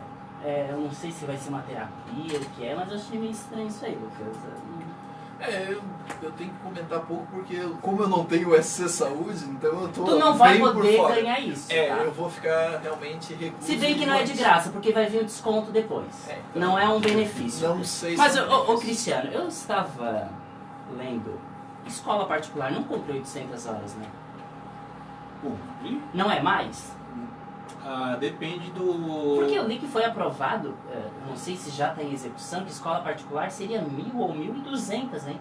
É que eu sei o mínimo é as 800 o horas. mínimo cumpre. O mínimo é obrigado, né? É porque as escolas particulares fazem muitas atividades extracurriculares, né, que acaba englobando... Contraturno aquele? Isso. Nós temos muitas atividades extracurriculares que acabam englobando ali nas horas letivas, né? E essas atividades curriculares envolvem eventos até fora do estado da escola. Ô, Cris, olha só, essas atividades extras nessas escolas particulares, eu imagino que elas tenham sido cessadas, né? Esse foi um outro impacto econômico, inclusive, para as escolas particulares, né? Principalmente nas de grande porte de Criciúma e região aí, né? Muitos, como todas essas modalidades de esportes, né? As atividades extracurriculares, balé, tênis, basquete, né? Tudo isso que é muito desenvolvido nas escolas particulares, todas elas estão paradas no momento. Ou acaba paralisando e até os professores devem ter o contrato até suspenso, né, que é permitido por lei, ou seja, tu perde ali o pessoal que participa dos jogos de futsal, do clube de xadrez, do clube da matemática, qualquer evento assim é cessado. Então, é cessado. Inclusive eu conheço algumas escolas, tirando aqui o trabalho, outras escolas de grande porte tiveram mais ou menos quase 50% dos funcionários trabalham no serviço geral, né? Tirando os professores que é necessário. Em serviços gerais das escolas tiveram seus contratos suspensos, ou seja, né, a escola paga 30%, o governo paga 70%. Né? Tiveram seus contratos... Demora pra vir, né?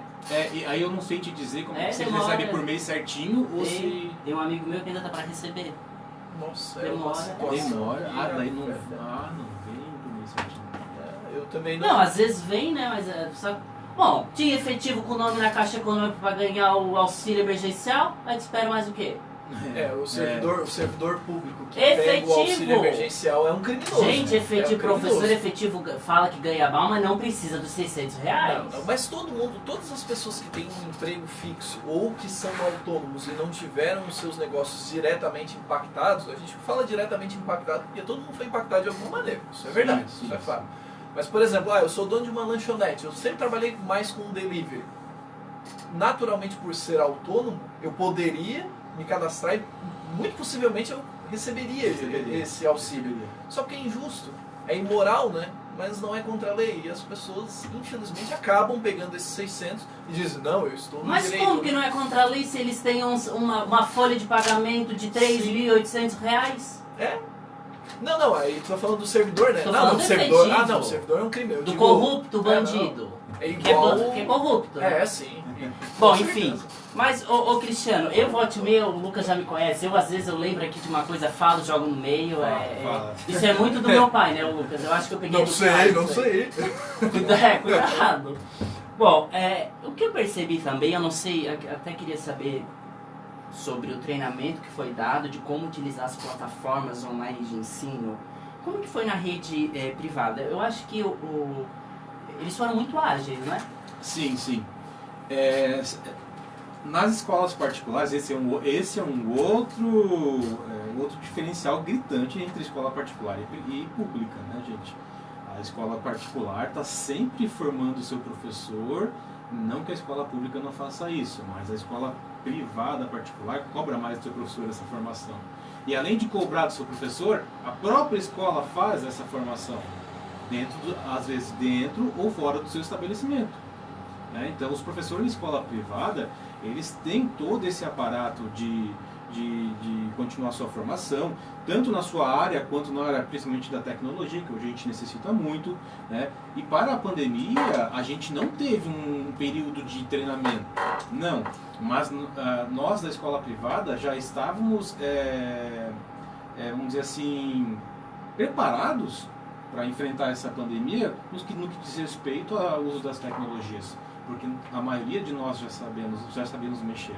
A maioria de nós da escola privada já tem lá o seu aplicativo de ensino, onde nós iríamos dar aula online, onde nós iríamos pedir para postar as coisas, né, as atividades, os trabalhos. os professores de escola privada geralmente já sabem mexer em todas essas ferramentas, com exceção de algum professor aí que tenha ficado afastado nesse tempo, né? Mas a maioria já sabe. E isso, realmente as escolas particulares oferecem muito para seus professores para que estejam preparados. Não só por causa da pandemia, né, gente? Não é só por isso, mas todos os professores hoje em dia têm que saber se envolver com tecnologias.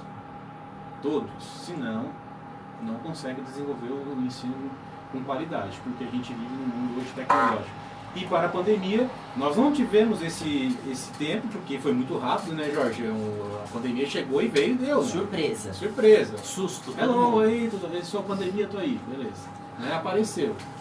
Né? Não tivemos tempo, nem escola pública nem privada. O que vai mudar aí é a questão de que escola privada tem mais infraestrutura, tem mais dinheiro para investir na formação do seu professor. Isso é verdade. Eu trabalho numa escola onde nós temos um TE, um TI, que está ali disponível para nós. Né? TE, não consigo fazer isso e aquilo. Ele vai lá, já ensina a gente já sabe, pronto, segue a vida. Mas aí, Cristiano, eu vou ter que discordar. Porque nas escolas estaduais que eu trabalhei, tinha TI. Mas sabe o que era o TI? Eu vou falar pra vocês. Gente, vocês que estão ouvindo, eu vou falar. Eu vou falar pra vocês. Eu TI tá aqui do lado? Não. Aqui é informática. Eu nem vou falar de sala de informatizado. Não. Eu não cresceu tanto aí. Não fala meu amigo. Não. É assim. Gente, pra quem tá ouvindo, o TI é a pessoa que trabalha, às vezes na escola, tem pessoas que se efetivam nessa área de TI, que são a área de informática, a área de computação, tecnologia dentro da escola. Os TIs que eu conheço até hoje trabalham em secretaria, preenchendo matrícula de aluno. Imprimindo folhinha. Aí o Lucas, que fez faculdade de informática, foi trabalhar um ano, no ano de 2016, eu vou ter que mencionar. Foi 2016. Mas o Cristiano também trabalhou em sala informatizada, hein? Foi minha primeira vez Então, que eu trabalho como professor. Aí, o que acontece? Não é uma organização igual no privado. No privado tem pessoas para isso. O Lucas até hoje eu acho que é chamado para arrumar um computador quando quebra. Porque não tem uma equipe, assim, é fixo, você vai fazer isso. Isso prejudica no dia a dia, né, Lucas? Isso é verdade. O Cristiano tocou num ponto muito importante, que é a formação continuada dos professores e a questão de um pessoal específico para lidar com as questões que envolvem tecnologia. Facilita muito. Antigamente você tinha até na escola do estado ali, tem o professor da sala informatizada. Já quebrava um galho danado. Ele já estava ali preparado, né, para lidar com algumas situações específicas e nesse momento ele poderia ajudar bastante. Claro que não seria do mesmo nível, né, que um profissional de TI especializado, totalmente focado, como existe na escola particular. Mas é como o Cristiano falou, enquanto nas escolas particulares você tem uma formação continuada, pautada em questões tecnológicas, planejada e muitas vezes com experiências do exterior, porque eu também trabalho numa instituição privada que traz experiências da Finlândia, da Noruega. Aí tu vai pensar assim, nossa, mas por que eles vão tão longe? Você vai olhar os indicadores do PISA, vai olhar o IDH, o Índice de Desenvolvimento Humano, e Finlândia, Noruega, países nórdicos sempre estão lá na ponta. Então, assim, são esses bons exemplos que muitas vezes, pelo recurso, uma escola particular vem e traz essas experiências. E essa experiência é realizada ao longo de anos. O Cristiano estava comentando comigo que ele fez lá um curso, né, da Microsoft. Sim. Ou seja, isso foi há 2, 3 anos atrás, foi tempos atrás, não foi ontem. Não. Então, o governo nem usa. Então assim, pois é. E ele na escola particular ele já usa esses recursos. Já. Né? Eu já tinha experiência com o pacote For Education, né, o pacote do Classroom. Mas tu usava como complemento já. Isso, e eu tive uma formação oferecida pela escola particular também. Então, claro, eu não me apertei nesse momento, busquei ajudar os colegas, mas é uma formação que não foi a do Estado. Sim. Eu tive outra formação. Sabe que nesse momento, uma coisa que eu acho que tem diferença, porque assim, o Estado, o município, ele ainda está naquela mentalidade que para investir no professor é deixar ele fazer mestrado. Tá. Sabe, esses cursos assim são só cursinhos. não vai dar em nada, o professor vai fazer porque ele quer folga. Mas assim, e na rede particular, não, a rede particular ele tem investimento, porque ele vai cobrar o retorno daquilo. O funcionário vai fazer aquele curso, mas eu quero o retorno para dentro da escola. Na rede pública, a gente vê um problema nesse sentido, porque não é cobrado retorno, porque na realidade não tem nem material para ter retorno. E eu vou dizer agora, enquanto na área de tradução, a rede pública, por exemplo, eu vou no IFSC, numa UFSC, lá tem sala especializada para tradução, Lucas. Qualquer material que você vem, isso eu não vi em rede privada. Olha só, eu vi em rede pública, tem os dois pontos aí. Um investimento muito alto. Mas agora, muitas escolas particulares não querem nem um surdo dentro da sala de aula. Eu não sabia que quando vai um surdo na sala, na rede particular, eu fui saber faz pouco tempo. Quem tem que pagar o intérprete são os pais. Isso Eu mesmo. fiquei revoltado. Porque é lei. É lei. É obrigatório a contratação de tradutor e intérprete. E os pais... muitos pais e mães vão para a rede pública por causa disso. Mas enfim, são as coisas que eu vou lembrando durante a semana, que eu vou conversando com o outro e vou colhendo, eu não me aguento, eu não consigo ficar quieto. Mas aí, Cristiano, na realidade, eu estava lendo uma pesquisa do Comitê Gestor de Internet, que no Brasil, 58% dos domicílios no país não tem acesso a computadores, não é nem tablet, celular, que tem, né, a maioria, mas não tem computador, e 33% não dispõe de internet. Como que faz para estudar também, né, Lucas? Da mesma forma que eu coloquei, muitas vezes é romantizado aquela ideia da criança ter que subir em uma árvore para pegar um sinal de rede. Então, é catastrófico, a gente não pode comemorar isso, tem que lamentar. Muitas vezes você recebe, por exemplo, eu recebi um link essa semana de uma mãe que ela não estava conseguindo ajudar os filhos a completar as tarefas e todas as atividades porque ela era analfabeta. Funcional aquela? Não, analfabeta mesmo. Então ela pegava, só porque o filho também já tinha situação. Dificuldade, aí a vizinha que ajudava tinha sofrido um AVC. Então assim, é uma catástrofe atrás das outras, né? Então assim, a educação é um assunto, um tema tão delicado, e nesse momento de pandemia eu acho que está sendo um pouquinho esquecido. Muita gente está preocupado numa volta. A gente tem que voltar dia 3 de agosto. A gente tem que voltar 3 de agosto. Mas as consequências dessa volta? Como é que vai ser uma volta, né?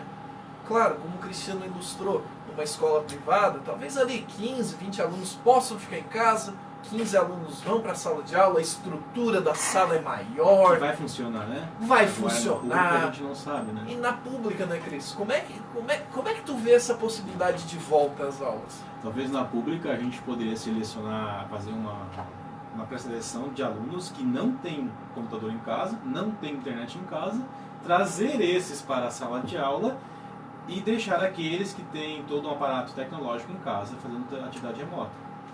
Metade híbrido? Isso.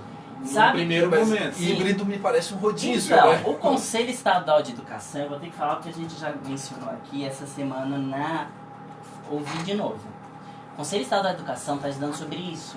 Eles estão fazendo um protocolo de saneamento básico para retorno, possível retorno. Eu acho que isso é só para dizer que eles estão fazendo alguma coisa, né, que eles não estão em casa sem fazer nada, aí eles estão fazendo isso. E eu acho que isso aí não vai funcionar muito não, Lucas. Porque, primeiro eles mandaram aquele formulário para que cada escola no final vai se responsabilizar se alguém tiver alguma contaminação do coronavírus. Então aí vai se responsabilizar a escola. O Conselho Estadual já parece que essa semana já não mencionou mais nada.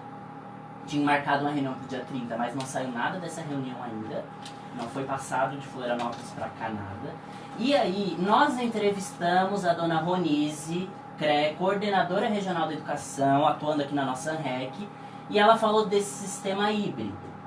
O sistema híbrido, o Cristiano acha que funciona mesmo na rede pública? Porque na privada talvez funcione, porque já é híbrido há muito tempo, né? Porque tem um complemento tecnológico. Sim, tem complemento tecnológico, inclusive as escolas privadas incentivam o aluno a ao estudo via internet, né? Computadores e pela internet. Mas na escola pública eu acredito, primeiramente deixar claro que eu não gostaria de ver o ensino híbrido, não gostaria, mas é o que a gente tem para o momento para retornar agora nos próximos meses, né, gente? Para tentar dar o mínimo de segurança para as crianças, para os professores e os demais funcionários. Mas eu não acredito muito, certo? Que para mim o aluno ele tem que receber o ensino dentro da sala de aula, que é onde além do ensino, do ensino conteudista que ele recebe outros aprendizados para a vida, moralidade, saber viver em sociedade, né? Enfim. Mas na escola pública eu não creio que isso possa funcionar muito bem, justamente pelo fato de não sabermos quais são os alunos que têm condições de participar da atividade remota e quais são os alunos que teriam condições de estar dentro da sala de aula na escola. E outra coisa que pode também impactar, que pode trazer algum problema, o transporte para esses alunos irem até a escola. Vai ter? Né? Alimentação vai ter certinho, né? Para esses alunos vai ter? Escola pública? A gente sabe que na escola privada não tem isso, não tem essa preocupação, né? Os filhos levam um lanchinho de casa e deu, né? Agora na pública, a gente tem que analisar tudo isso também. E outra coisa, a escola pública, ela tem um aparato suficiente para fazer uma aula para aquele aluno que ficou em casa? É porque nessa resolução estava dizendo mais ou menos assim, ó, era uma proposta. Numa sala, por exemplo, tem 30 alunos, 15 vão e 15 ficam em casa. Não é uma segregação educacional, Lucas? E outra coisa, só desculpa, Lucas, e outra coisa, gente, vai esbarrar no quê? Os pais vão reclamar, os pais vão ficar chiando pelo fato do quê? O meu filho não aprendeu igual o colega dele que estava na sala de aula. O vizinho. Não aprendeu igual, então o meu filho não pode ser reprovado. Estou dando um exemplo, tá? Então isso é uma das coisas que pode acontecer. Eu imagino que, para mim, isso não é um ensino híbrido. Para mim, isso só é um nome, um fetiche, um desejo de colocar um nome bonitinho. E na minha visão, é um rodízio. É um rodízio. Ou seja, tu manda 15 para aula, na segunda e na quarta, na quinta e na terça e na quinta manda os outros 15, e na sexta a escola é desinfetada. A gente vê aí, né, Lucas, uma grande preocupação, mais é do CNE e do MEC, em querer fazer validar o ano letivo. Né? Isso mesmo. Eles querem a turma de direito mostrar serviço e fazer validar, coisa que a gente sabe que não vai dar.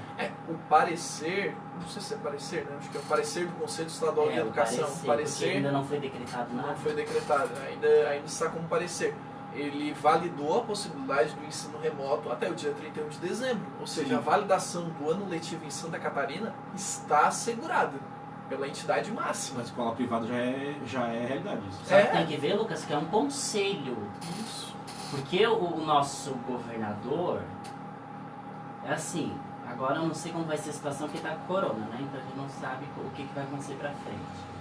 E o nosso secretário de Educação, ele não está se expondo muito, ele não está dando muito parecer, ele está deixando a Secretaria da Saúde falar por ele. Porque na realidade, eles dizem só assim, não, nós vamos seguir o que a Secretaria da Saúde recomenda. Só que a Secretaria da Saúde, ela não sabe o que é uma escola. Ela não sabe como é o dia a dia, ela não sabe o que é um sistema pedagógico, ela não sabe como que um professor... Ela não sabe que um aluno de 5, de 6, de 8 anos, quando não tem a presença de professor, tem a presença de um pai, a aprendizagem não evolui. Como o Cristiano citou, para a educação básica, é importante a gente fazer um recorte, né? Para o ensino superior, o ensino à distância no ensino superior é uma realidade e muitas vezes funciona.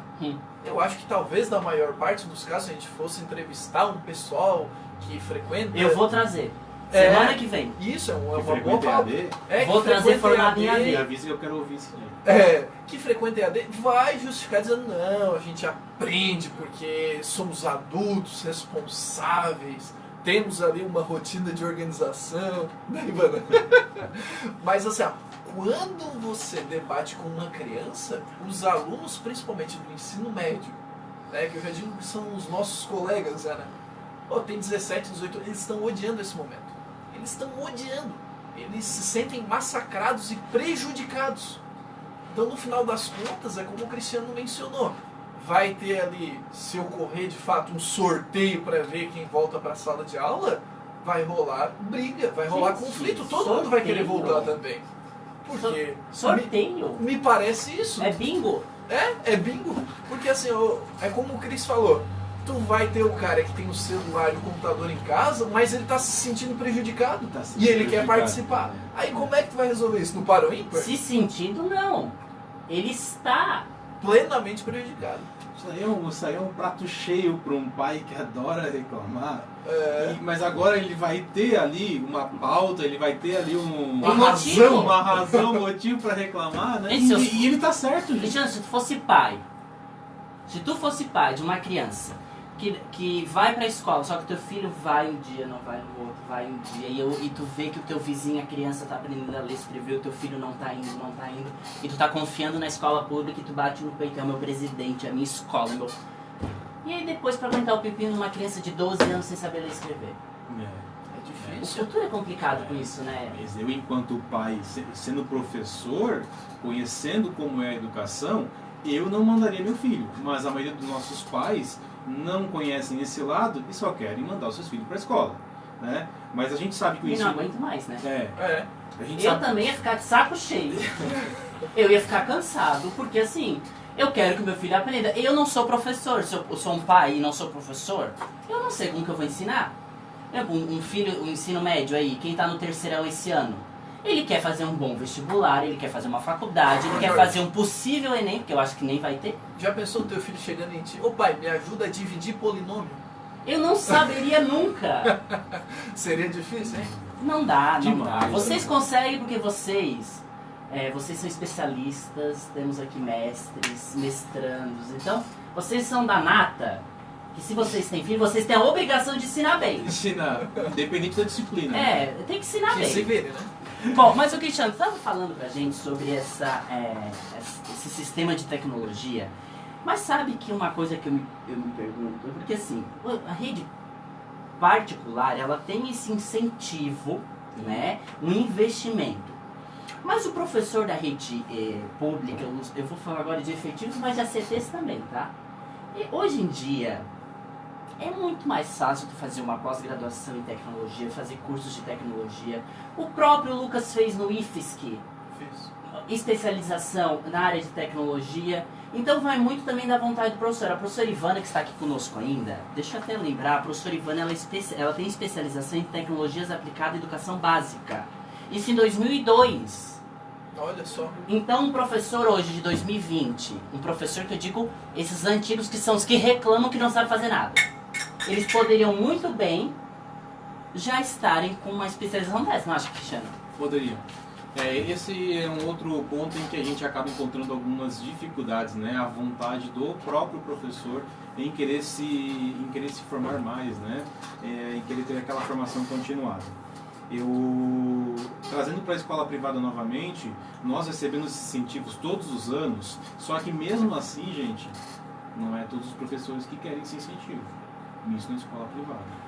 Mesmo sendo gratuito. Mesmo sendo e existindo uma E pressão, no máximo, Lucas, o professor vai pagar 20% daquele curso todo, tá? No máximo, dependendo da escola privada, lógico, né? Mas a maioria das escolas privadas que eu conheço, que eu tenho colegas que trabalham em outras escolas além da minha, também recebem incentivos, só que eles comentam, né? Quantas vezes você já comentamos, né, Lucas? Certos professores não têm vontade de ir, por exemplo, se deslocar para outro município, se deslocar para um outro estado, talvez fazer um mestrado, fazer uma outra pós, certo? É caro, né? Mesmo que seja oferecido muitas vezes. Não, às vezes não tô falando de graça, né? Tô falando do pago. Não, o pago. Mas aí o pago nós vamos ter outra barreira que é o com certeza. Daí o professor não vai querer mesmo. Porque hoje a maioria dos professores tem suas famílias, tem os seus deveres econômicos, né? Pagar as contas de casa, e eles não vão querer fazer investimento nisso. Isso é uma realidade, infelizmente. Pagar imposto, né? É um ou outro que vai fazer isso, né? Mas o que eu acho estranho é que mesmo quando é oferecido pelas escolas de forma gratuita ou com um pequeno valor a se pagar, eles não querem. Não querem. A gente vê muito isso hoje ainda, né? Eu tiro pelas...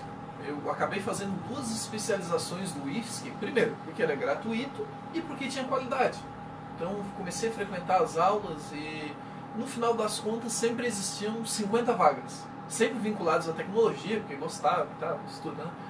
Mas, normalmente, a turma já começava com 30 e depois acabava com 10. No final das contas, acontecia o quê? Chocava o horário, o pessoal não se identificava.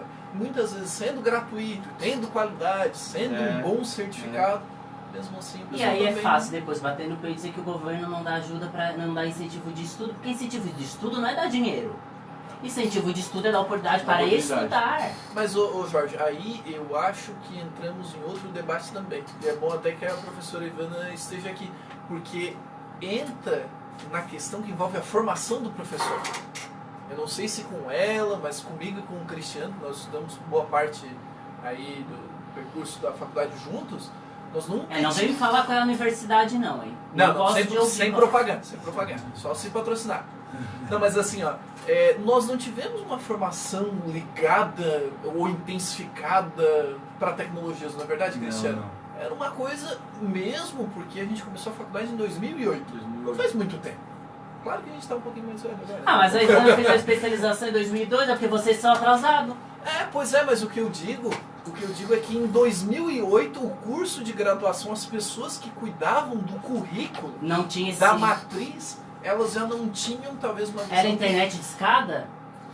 Não, já era banda larga. Então era do Jorge. Já era banda larga. Usava o Invest pra discar. Mas eu tenho dúvidas. Então talvez aí o erro tá em ti mesmo. Invest. Mas Cristiano, essa questão de tecnologia na educação, principalmente agora na época da pandemia, porque os professores que fizeram antes, que estavam já utilizando como complemento, como o Lucas usava, não sentiram tanta dificuldade não. O que tu acha? Tu sentiu dificuldade? Em relação a? Tecnologia agora, nessa pandemia, as escolas... Quer dizer, eles não podem chamar de AD, não pode, tá, Lucas? Não é.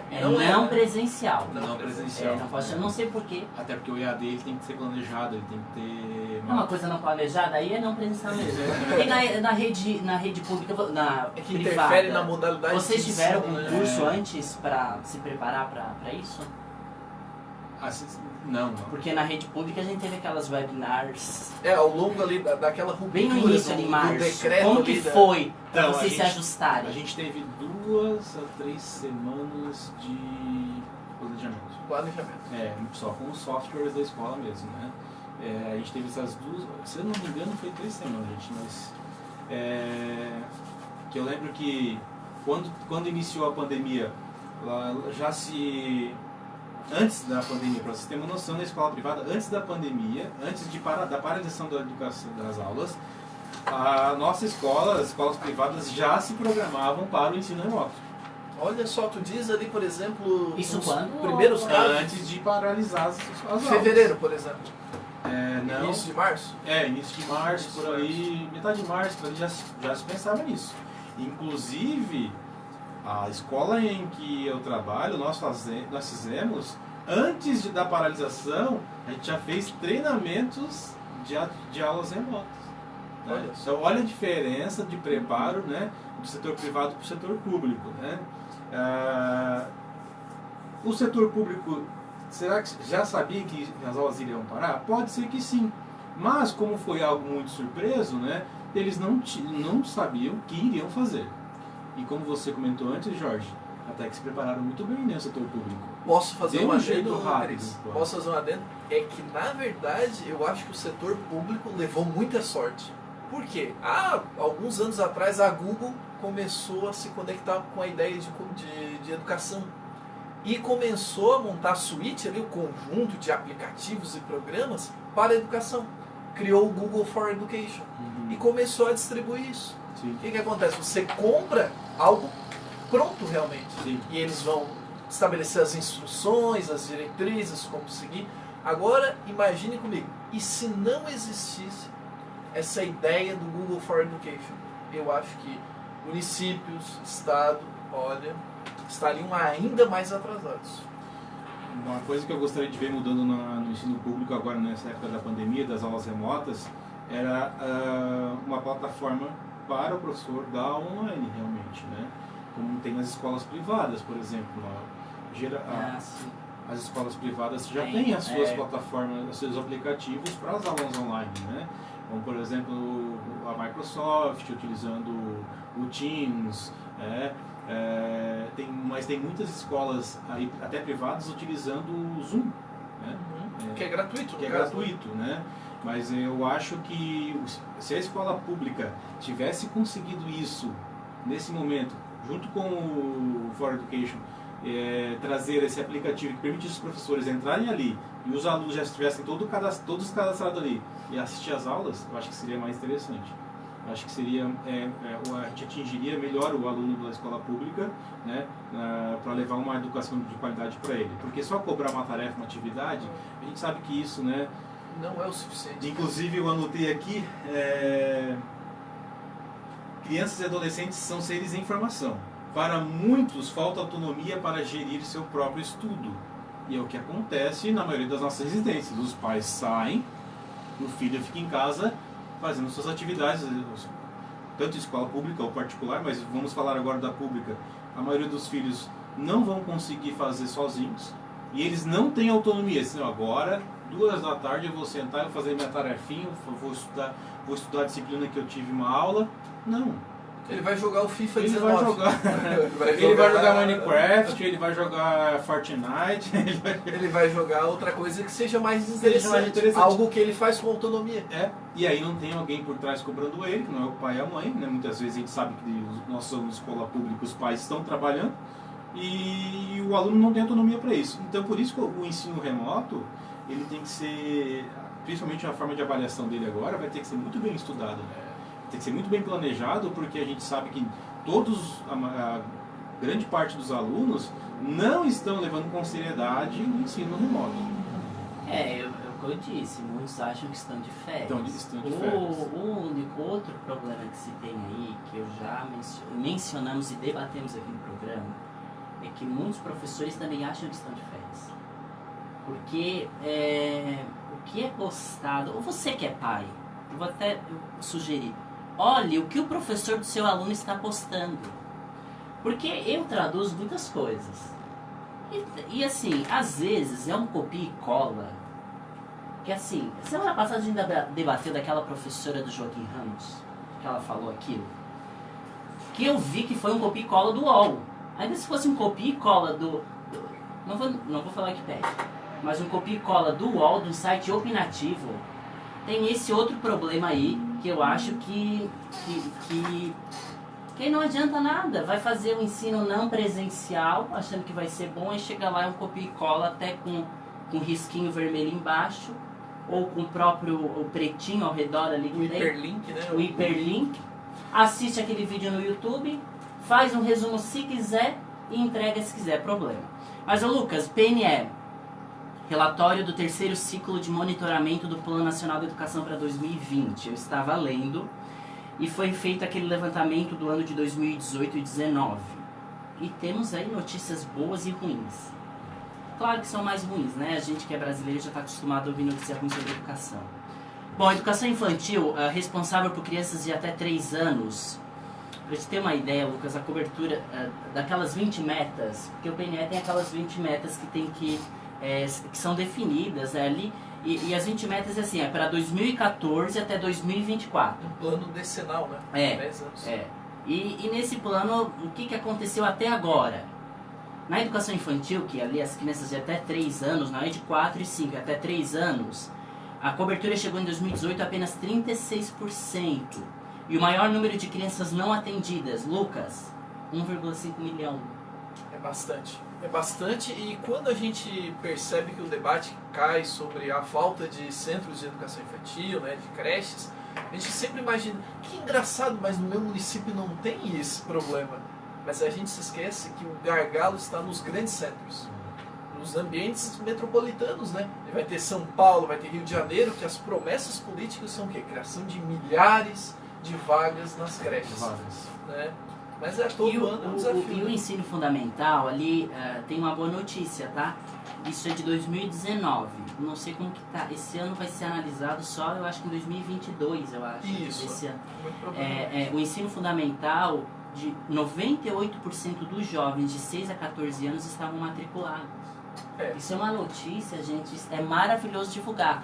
98% dos jovens de 6 a 14 anos, e nós sabemos que em locais que são precários, crianças dessa idade estão trabalhando.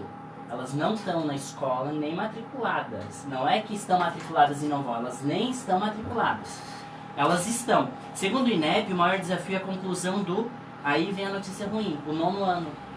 Geralmente a desistência começa ali no 9º ano. Somente 78% dos adolescentes aos 16 anos chegaram a concluir essa etapa. Só que a meta é 95%. Será que até 2024 chega, Cristiano? Eu creio que sim. Nossa, que otimista!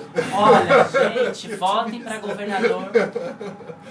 Tô brincando. Eu creio que sim porque eu acredito numa educação que está mudando, não só pelo governo que a gente tem agora, mas principalmente com uma perspectiva de educação que a gente tem aí para os próximos anos. A pandemia ela veio, como já falou aqui, de surpresa, mas se não fosse isso, eu acho que a gente já estaria avançando muito na educação, no que diz respeito ao ensino-aprendizagem e em fazer o aluno realmente atingir o objetivo que é um bom aprendizado, né? Falou ali da evasão escolar, né? Principalmente no 9º ano, né? 9º ano ali. 9º ano, né? Eu tinha visto uma pesquisa também que era entre 5º e 6º ano e do 9º ano para o ensino médio, né? Esses são as transições, ali são os piores, são os momentos em que os adolescentes, as crianças e adolescentes mais ou trocam de escola ou saem da escola, né? Isso acontece muito.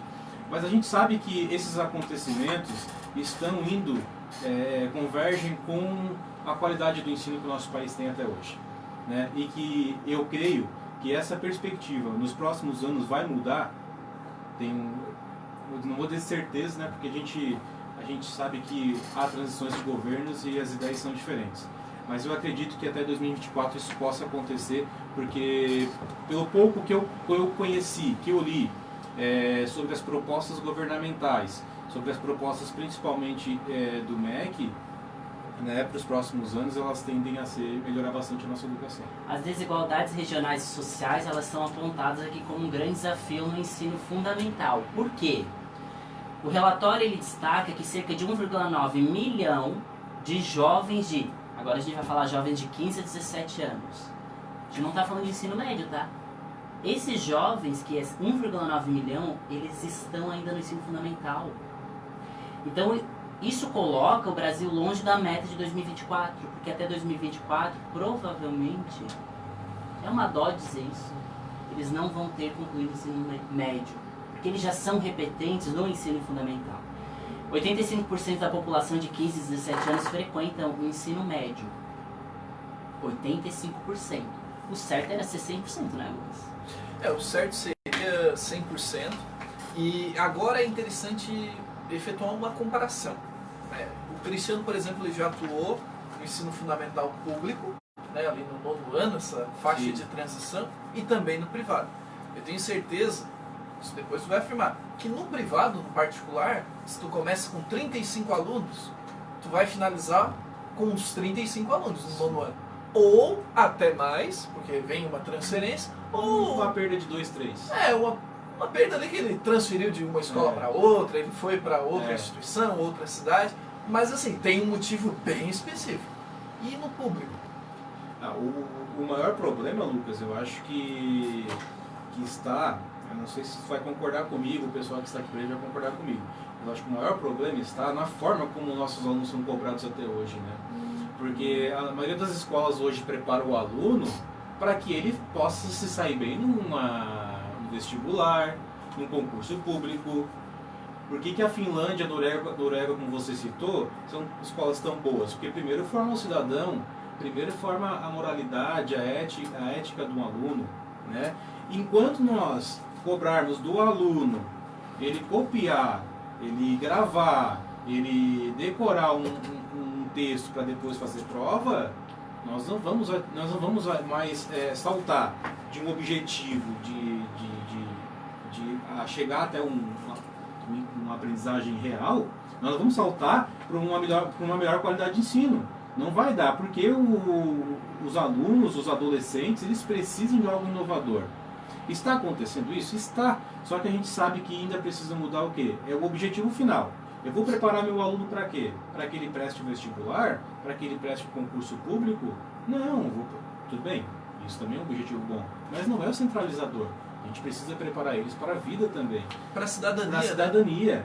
E o aluno, ele não está mais suportando essa ideia, e a gente até pega casos de alunos que cometem suicídio porque não atingem o objetivo que o pai quis, que a mãe quis, ou que a família quis. Aí ele se compara com um colega do outro lado que tem uma facilidade intelectual. A gente sabe que tem facilidade, alunos que têm facilidade de aprender. E aí? Eu acho que o sistema educacional ele tem que mudar na forma de como ele cobra lá no final. A partir do momento que as escolas, a partir do momento que o governo cobrar a forma de entrar numa universidade, a forma de o cara conseguir um trabalho, de ele entrar num concurso, de ele participar de um concurso, né? Se o governo continuar cobrando a forma de prova, por exemplo, as escolas não podem mudar essa forma de educação, porque tu vai colocar teu filho aonde? Teu filho vai fazer faculdade de medicina ou de engenharia ou uma licenciatura. Tu vai colocar ele numa escola, qual escola? Naquela escola que oferece um ensino em que prepara ele para fazer uma boa prova de vestibular, ou tu vai colocar naquela escola que vai ensinar moralidade, vai ensinar ética, vai ensinar outras coisas que não sejam essas? Eu já trabalhei em escola privada em que era ferrenho ali, era centralizador, que nós vamos preparar o nosso aluno para o vestibular. As provas são iguais de vestibular. Isso. E o que eu quero dizer para vocês e para os nossos ouvintes é que eu acredito que a mudança da nossa educação ela tem que partir da forma como é cobrado lá no final. Você diz o objetivo final. O objetivo final. Porque as escolas hoje, olha quanto tempo existe educação no Brasil e no mundo. E até hoje a forma de cobrar o aprendizado do aluno é através de prova. É através de trabalho e atividades. Me parece que fazer educação no Brasil é como eles usam esses jargões, mas o brasileiro é especialista em jargão. É tentar consertar o avião que está caindo. Exatamente. Bom, é complicado. nesse tempo de isolamento, é muito bom nós também resgatarmos aí a importância do papel educativo. A gente tem que ver o lado bom das coisas também, né? A educação ela tem... Ô Jorge, tu vai falar do lado bom faltando 10 minutos, a gente falou do lado bom. Não, mas o lado bom é pouco. Tô brincando. Mas é sério, o lado bom é pouco. Tinha que ser o programa inteiro falando coisas boas, mas as notícias não são boas. Se tivesse notícias aqui maravilhosas de que o Enem ia ser mês que vem, a gente ficava 2 horas discutindo o Enem. E todo mundo comemorando. Mas enfim, nós temos que refletir também a importância agora que o papel da família e o papel que a família tem que compreender a profissão do professor nesse momento. E eu acho que agora os pais estão começando a compreender e valorizar um pouquinho, né, que o processo de ensino-aprendizagem não é fazendo o ensino médio completo e tentando ensinar outra pessoa. Bom, Cristiano, eu sei, passou muito rápido hoje, né, Lucas? Nossa, passou voando? Eu não vi, quando eu vi era 5 para as 4 e a gente conversa e tem assunto. Cristiano, eu agradeço muito a sua vinda no nosso programa. Deixo agora para as suas considerações finais. Muito obrigado, eu agradeço primeiramente o nosso bom Deus aí para essa oportunidade, agradecer meu amigo Lucas que fez o convite, prazer estar te conhecendo, Jorge, tá? Tô vendo que é um cara incrível, conhecer a professora também, foi um prazer, a professora Ivana. Aprendi muito com o que você falou, tá? Fiquei ali ouvindo, aprendi bastante. E quero mandar um abraço aí para as 2 escolas que eu trabalho. Posso citar não, Jorge? Fica à vontade. Não podia, mas vai. Tô brincando. Aos meus alunos do Humberto de Campos. Escola pública pode. E aos meus alunos do Colégio Marista. Depois dessa. Amo todos. Independente se ser privado ou público, gente, tá? E não tô falando isso da boca pra fora. Eu amo todos mesmo. Obrigado, Jorge. Eu que agradeço. Depois dessa, gente, a gente vai encerrar. Lucas, obrigado pela companhia. Fico grato por mais um grande programa. Hoje nós tivemos a presença de 2 pessoas incríveis, né? O professor Ivana, que desenvolve trabalhos fantásticos, né? contrário do que o Jorge disse, eu já tinha lido um pedacinho da dissertação. Agora eu vou ler tudo, por obrigação. Estou brincando, por gosto, é claro. Assim, ela desenvolve trabalhos fantásticos e o Cristiano dispensa a apresentação. Somos grandes amigos, fizemos algumas viagens juntos aí, andando lá pelas ruas de Santiago, bem perdidos. Né? E sempre se cobrando no Lucas para continuar a formação. Né? É, isso é verdade. A gente também tem um site juntos, né, Cristiano? Webgel lá, então a gente tem... É o jabá grátis agora do comentarista. Né? Aproveita o canal do YouTube do Lucas, gente. Canal do YouTube do Lucas, aproveita. E do Cris também. Não. Escolinha do Professor Cris, por favor. Como é que é o nome, Cris? Escolinha do Professor Cris. Que nome, hein? Nome bonito. Ivana tem canal no YouTube também? Não tem. Mas é uma boa sugestão, Faz o professor. canal. Então. Faz o canal que eu divulgo aqui. Faz um canal que, olha, tem muito para ensinar, hein? Hoje a gente teve um show de aprendizagem com 2 grandes mestres aí da educação. Cocal do Ci Região, muito obrigado. Hoje foi o programa. Seguimos com a programação normal da rádio e nos encontramos agora sábado que vem às 14 horas. Fui! Gente do céu. Rápido hoje, né?